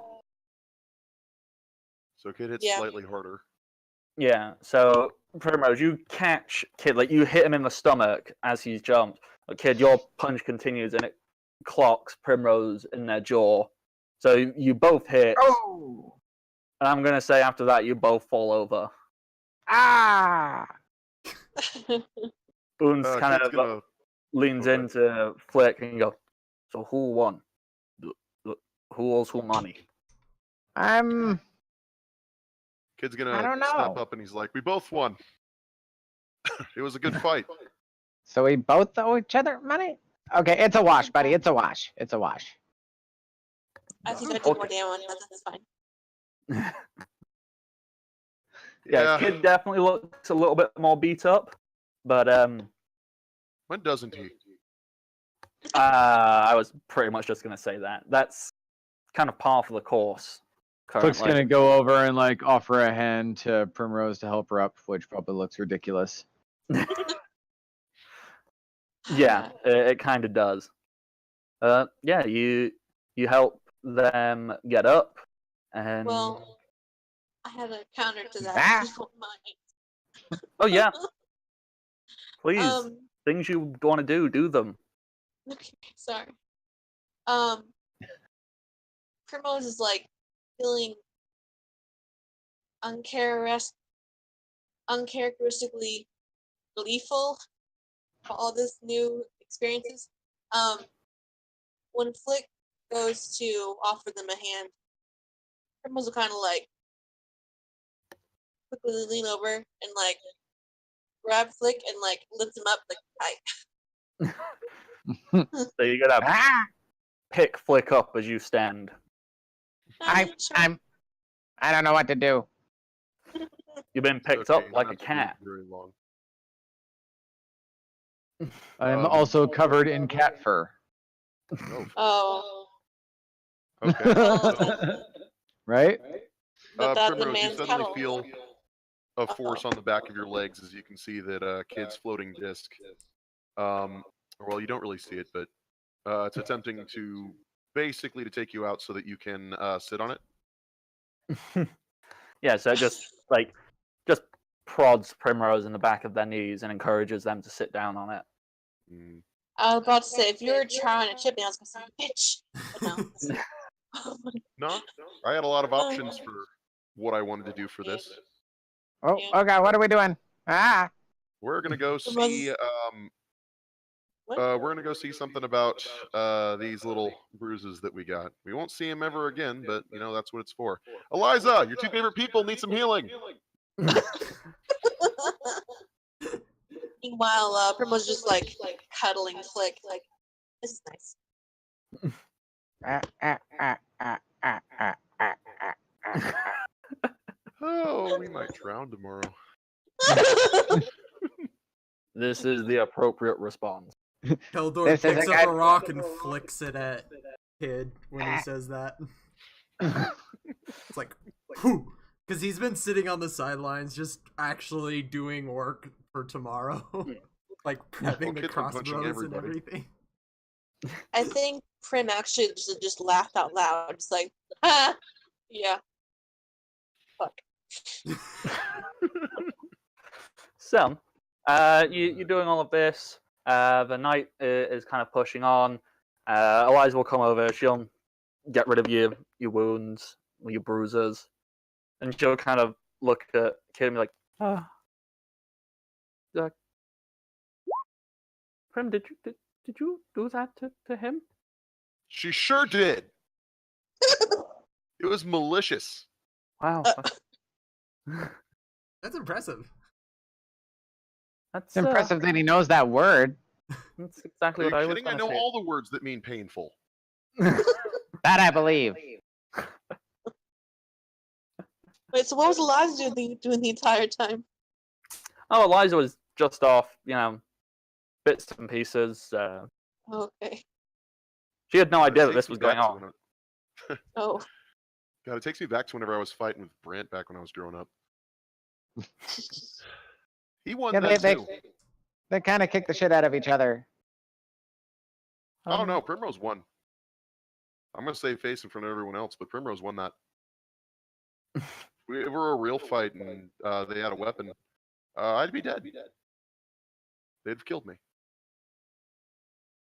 Oh. I never really thought of you as, a fighter, but wow, that's good. It's nice. I can't there were tell if another- she's Go ahead. excited or like taken aback by it.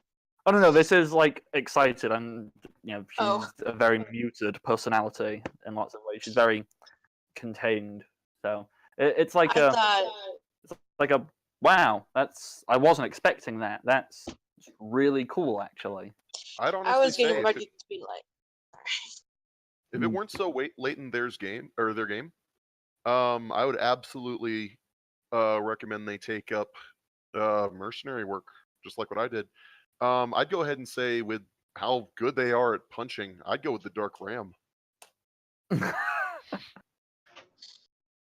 And Flick says, and I believed in you the whole time. Thank you, Dark Chicken.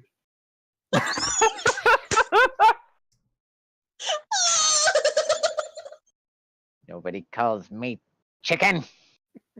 oh, Until turkey. this morning, he'll go, calm down, Cluck Boy.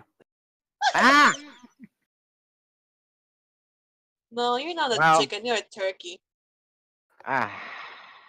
I think more like goose. Oh. Just when I was starting to like you guys, now I have to figure out how to kill all of you? Ah. Oh, no, a goose is a terrifying creature.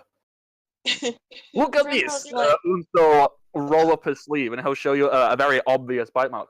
Wild goose. Most pain ever had. You are a goose. Where I- on earth I- can I find I- a goose? I don't know which way to go with that. There's Primrose will, too like, many start petting you. no too Just petting. Just petting. There. Flick turned into a cat. Pull out. He Look, is is now a a very cat. good cat name. All right. So you ready to go swimming? Okay, No. so unless there's anything else you guys want to do, like roleplay wise, I'm assuming get a 4 nights rest and prepare for the next day. Drowning. Yes. Yeah, Exactly. that. Right. Yeah. I think on the sidelines, it doesn't need to be acted out. Just like Prim's gonna say this, this beautiful goodbye to Eliza. Like, I may not see you again. Eliza will look you dead in the eyes and you're like, you will. You're going to come back.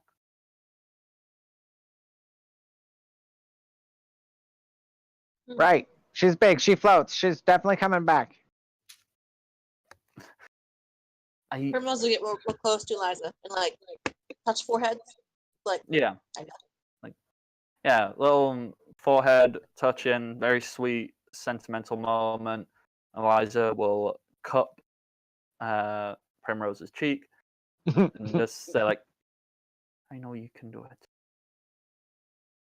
Oh, I I love believe. you. Eliza blushes and kind of looks down at her feet and goes,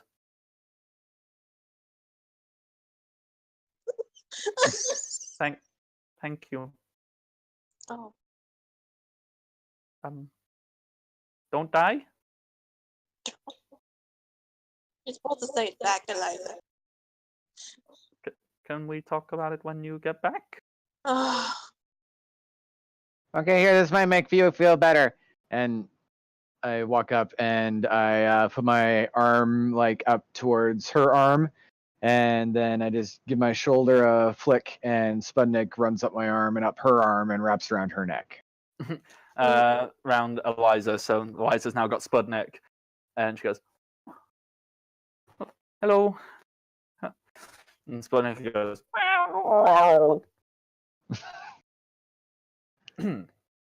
"Okay, so in preparing to go off, which two of you are getting water breathing cast on you? Is that Primrose and Baco. Varka? Yeah.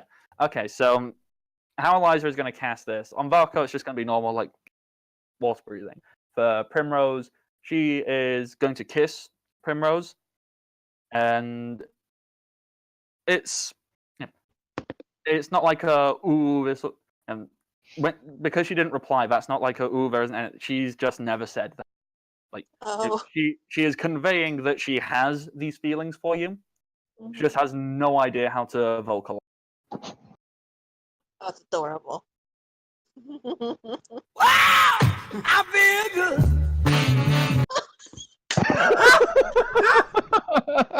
How long have you had that loaded up ready? Right? It's been ready for a bit.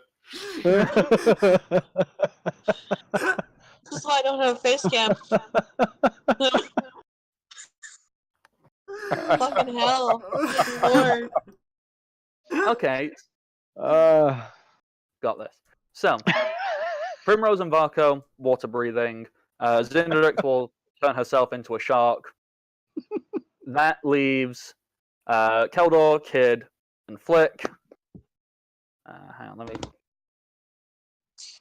Primrose did not pass out in the kiss. No, that did not happen at all. Nope. No, It was they're pretty fine. close. Definitely not. Pretty No. close. we didn't see it. So. No, Oh, God. didn't happen. Nope. I'm alive. But We it's fine. got your back. Got your back? So, Primrose just has a permanent blush now. It's fine. who are you bringing with you? I already separated out the three which are most applicable. If you want to bring anybody at all, I mean, well, regardless, Duratata is coming with you, like no matter what. Yeah, Oonts and Noratata, I think. I don't think we do many more than that, because that's more people to pass the rings around to. Yeah, I don't Exactly. even want anybody more than we need. Yeah, Bardicle looking up. Oh, It's just nope. very good. Again, not me. Back I go. You want to be the And meat we've- shield today? Is that? Because that's what we No. need right now. Okay, good. Nope. Let's go. Never.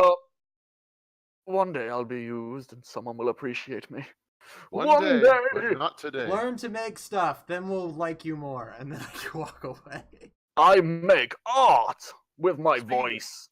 Speaking of which, I'm going to take an ample amount of troll guts and use them to put them around the barrels with the rocks. Yep. Hey, Bardic, the- knock. I got some advice for you. You What? notice how everyone else here goes by a name?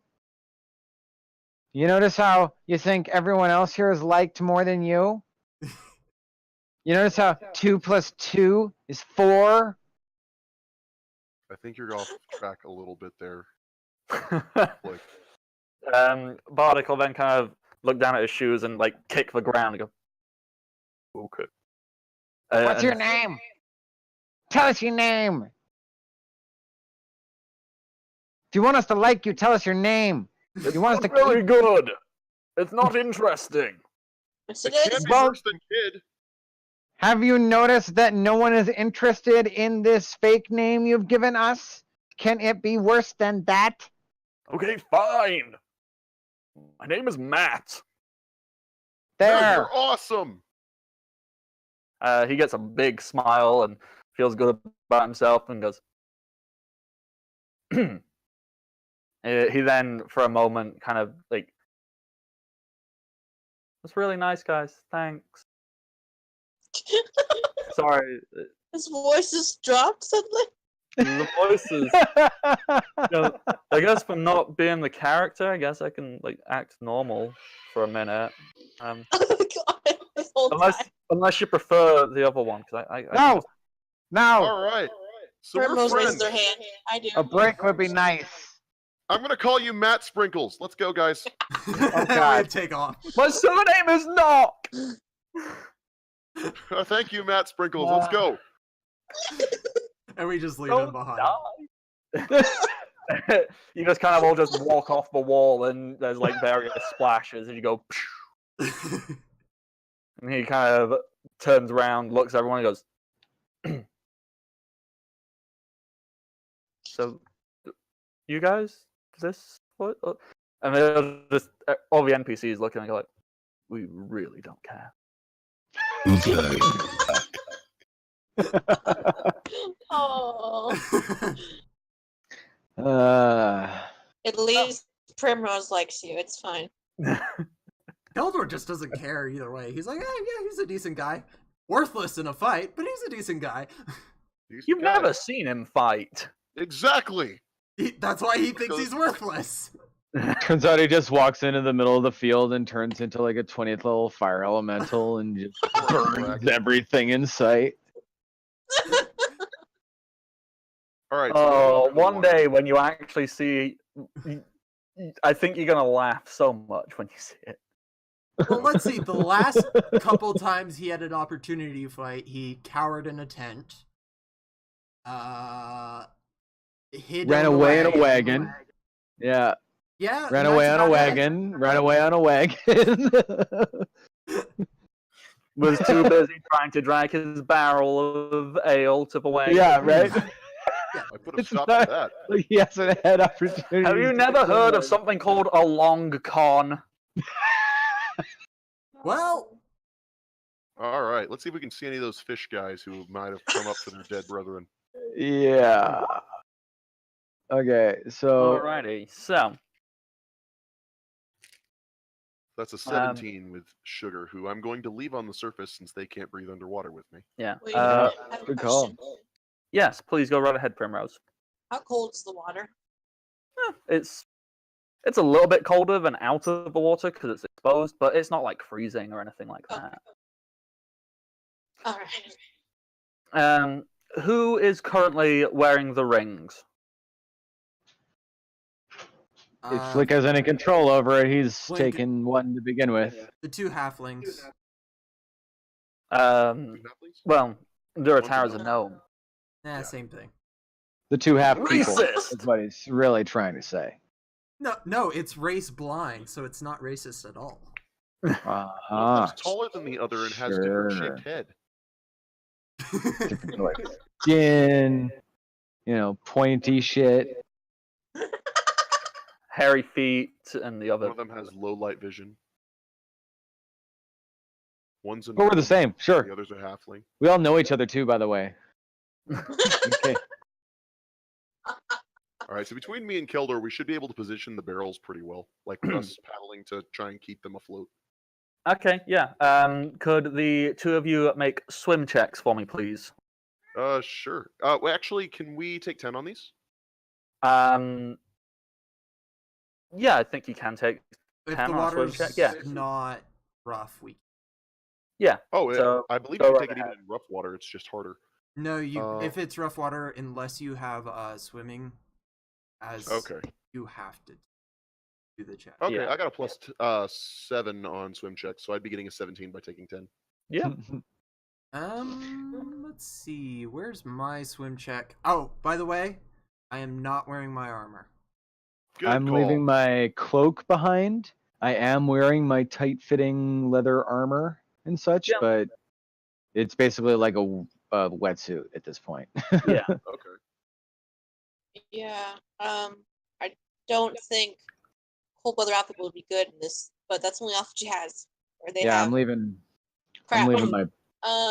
You'd have like basic things underneath. Like the cold weather outfit is more like, a coat and some this and that on Okay. top. Like if you just take Yeah, the coat off and then you're just swimming in, like vest and trousers or whatever it is. Yeah, It so happens where Mhm. yeah, it's basically what I'm down to. Yeah. It's not like you're taking off your coat, you're running around in burlaps. Oh, Ow. That's interesting. Oh, I guess it was. Okay. I guess it was. Cody. Okay. Yeah, it was definitely Cody. That was interesting. I'm like, oh god, is that me? I love how all around. Oh god, what just happened? I'm sorry, I ran over my cord. Makes Okay. sense. The cactus earthquake. Oh god. Okay. Okay, so kid without with a 17, armor, Keldor. I have a +10 to swim. So 20, yeah, boom. You guys are absolutely Oh. fine, even It's, taking the barrels with you. Everybody else, here's would everyone like to take 10 to swim out to the center? Yep. I'm assuming you are keeping above water, so you're not like having to hold breath or anything like that. Yeah, that's definitely what I'm doing. I'm doggy paddling out there. I found a possible flaw in this plan. But the fact that I can't actually do swim. the swimming. No, Kildor, in the bathhouse, that water was like treated, right? So you didn't smell like wet dog, right? Keldor never smells like wet dog. He's Oh, a hyena, you sure? not a dog. Yeah. Okay. Wet It hyena. smells Smells like then? wet hyena. Which I'm sure it doesn't smell Interesting. much better. it smells like I mean, curry, humans actually. will smell like a wet dog more often than Keldor will.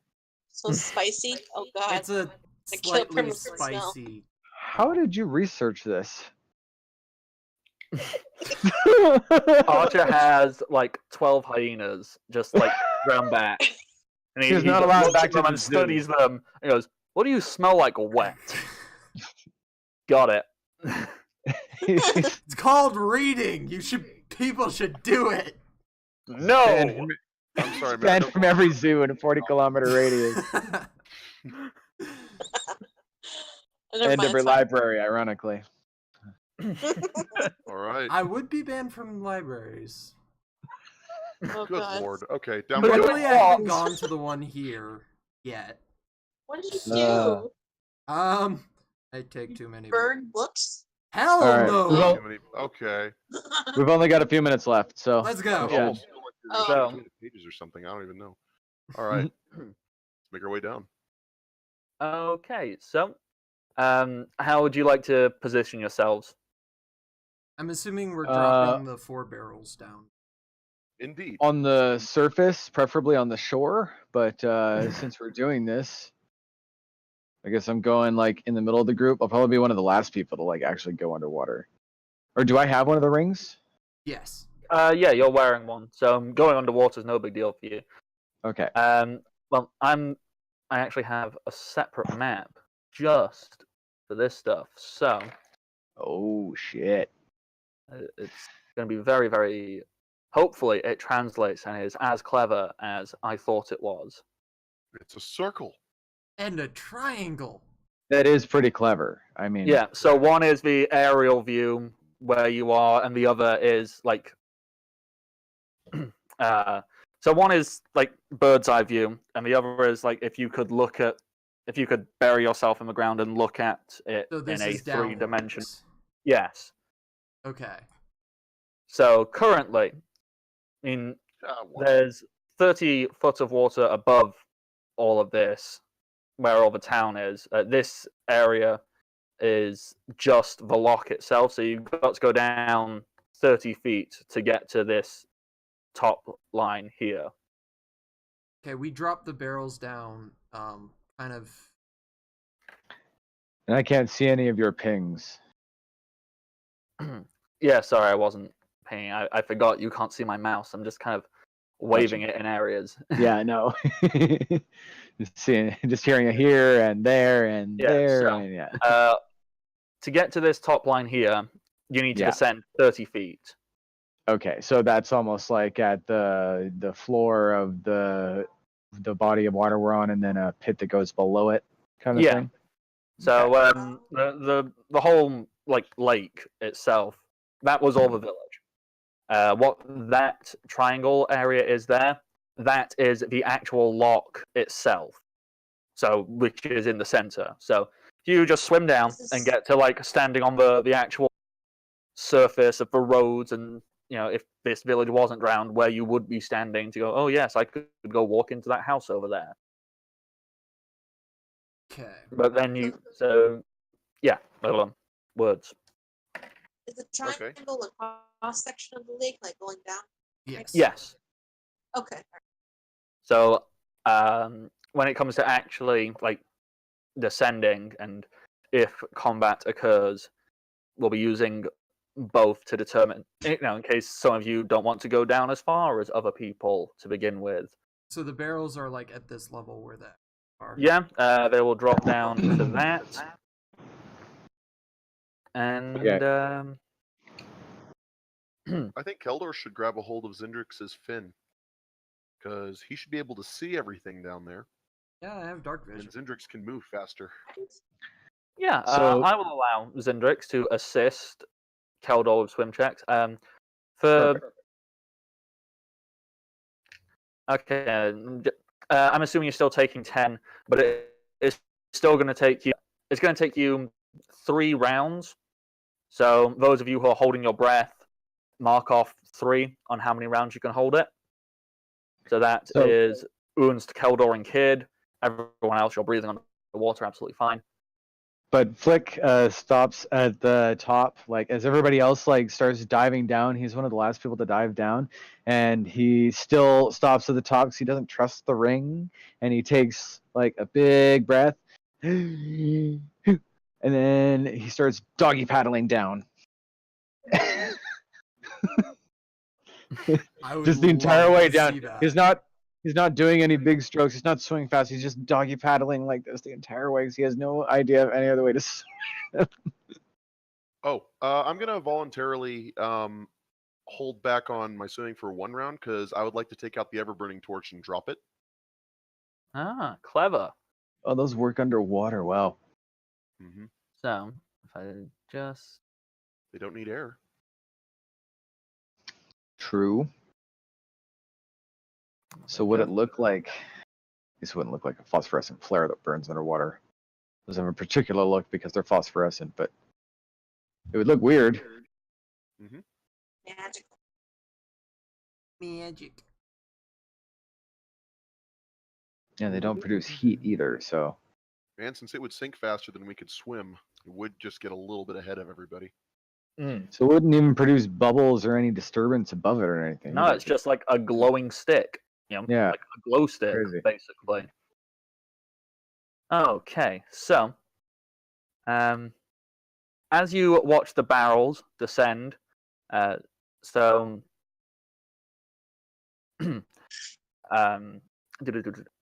if we're having to wait a turn for Kid to descend, Kid, you can either everyone else can either be, well, I say everyone else, Keldor and Uns can be on their 4th turn of holding their breath, or you can not be at the lock level yet. Do you want to be up 10 feet from everybody else, or? Yeah, that's a good idea.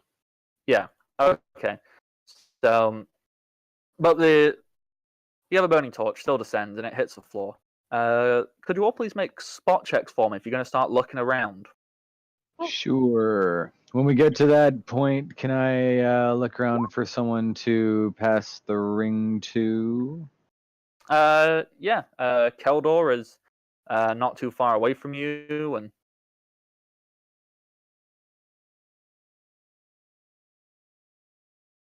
And Bako and Primrose on my other side are both under the effect of the spell. yep. So yeah, I'll look at Keldor and I'll hold the hand out with the ring on it and like motion like I'm gonna take it off, like you need it. I'll hold up my hand and just say wait on it. Okay. Alrighty. Hang on. I just don't need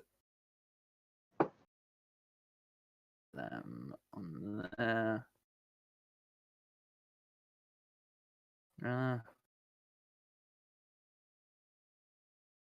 We only got one decent spot check, I think. Yeah, I'm just looking. So 15, 18, 10, 13. So it's 17 for Duratara, and I'll add her mods, and 8 for Unst. So Unst doesn't see crap. Duratara, I know she's got decent mods, but I just need to actually check what they are. Doodly doo dappity bop boop. Spot plus 5, so that's a 22 for Duratara. Well, now you're actually in the lock. You're getting a good look around at all of us in here. And there is a distinctive difference between this water and the water that's in the rest of the village. There is actual vegetation in this water, so various plants and water life. Like, yes, there was fish all over the village now, but the plants haven't started spreading out. So I know it's not seaweed because it's not the sea, but the equivalent. So you can see that down, and you see it kind of growing out of some of the sides and all of that. And it is a kind of difficult to look through, but what Duratara and Keldor can make out is beneath you. You can make out. Let me just bring them up. Uh-oh. Them.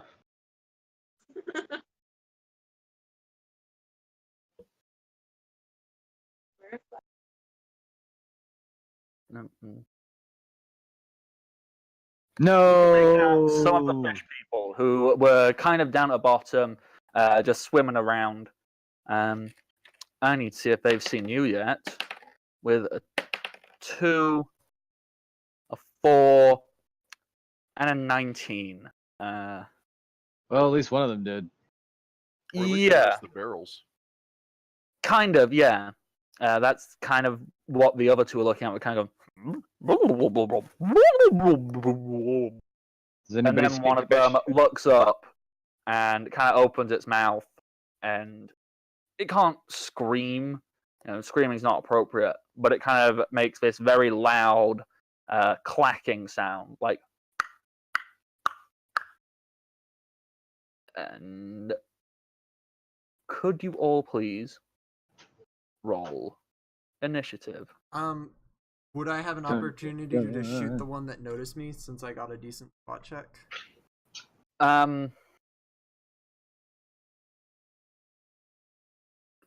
18. If that was going to be the first thing you did upon seeing one, Yes. then yes. Okay. So do that. Although I just need to check. 1, 2, 3, 4, 5. Yes, it's only 25 foot down. So great. Oh, the damage is. Wow, that's a bad damage. Mhm. What? Why is it so low? Because you don't add strength. Yep. Underwater. Yeah. Jeez. Well, because it's ranged. Ranged don't get to add Oh. their strength. So you rolled a 1 and then a 4, so that's 5 damage. But I dealt decent other damage. Yeah. Okay, so the additional damage. I'm trying to remember how we decided that was going to work, because wasn't it like heat metal where it wouldn't work instantly, but like next round it would start heating up? I'm trying to remember. The way I had it set up in the macro is that each time I hit them, it does additional damage. So if we want to say that rolls next turn. Yeah. Yeah. It should have only been 1d4 for the first round. Next round it would have been 2d4, and the next round it would have been 3d4. Okay, so yeah, Okay, that not sounds gonna about decide. right. So I'll take another 2 off then. Why didn't I do it Okay. twice? Okay, so even though they're not here, I will roll up their initiative for them. So That would be why I have an extra multiplier in there. That'll do it properly. and then I'll throw out the NPCs and fishies. So the Hey, NPCs. the crossbows get designed to where they have the rope on them? That's only if you want them to have that. And that's only if you're firing the harpoons. Okay. Because it's more attached to the harpoon itself than the crossbow. When you're just using a regular bolt, how would you tie a rope to a bolt? Okay, and most of us elected to use the harpoons as spears. Yeah. Okay. Let me.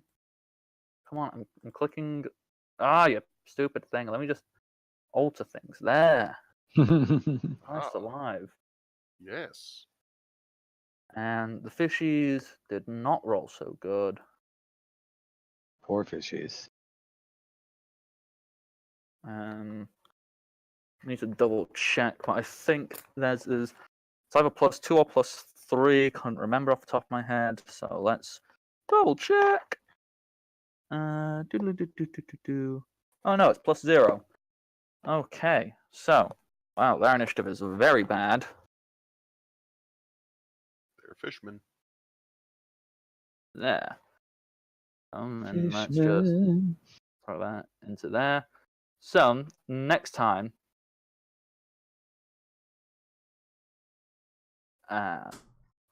because we are pretty much at stopping point, but it means next time we have a fantastic place to start off with as you begin your first proper round of underwater combat. Thank you, everybody, for showing up. We hope you have enjoyed our special brand of nonsense. I am the Bardic Knock. You can find me on Twitter at Knock, Patreon, the Bardic Knock, my Twitch account, the Bardic Knock, and my YouTube, which doesn't have a URL. So go subscribe so I can make it have a URL so it can also be the Bardic Knock. This has been Welcome to the Party. On Twitter is at Welcome Party RPG, on Twitch at Welcome Party RPG, and on YouTube. There is a Discord group. I highly recommend going and checking it out. It's a lovely place. Discord is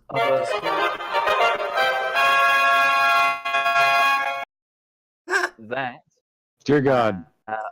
Other things to go and check out, you can check out my good friend Archer's DeviantArt page at ArcherVI on DeviantArt. You can check out the lovely art of the person who drew Kid, and that is Thomas-Safezone on Tumblr. And I believe that's everything. So from myself and from my lovely players, we're going to say farewell. Goodbye, farewell, auf Wiedersehen. Good day. I messed up the lyrics. Good night to you, especially Jage TV. Yeah. Bye, Kevin.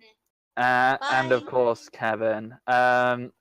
If you want to stick around on the channel, the finale for the Dungeon World. Unfortunately, it was postponed.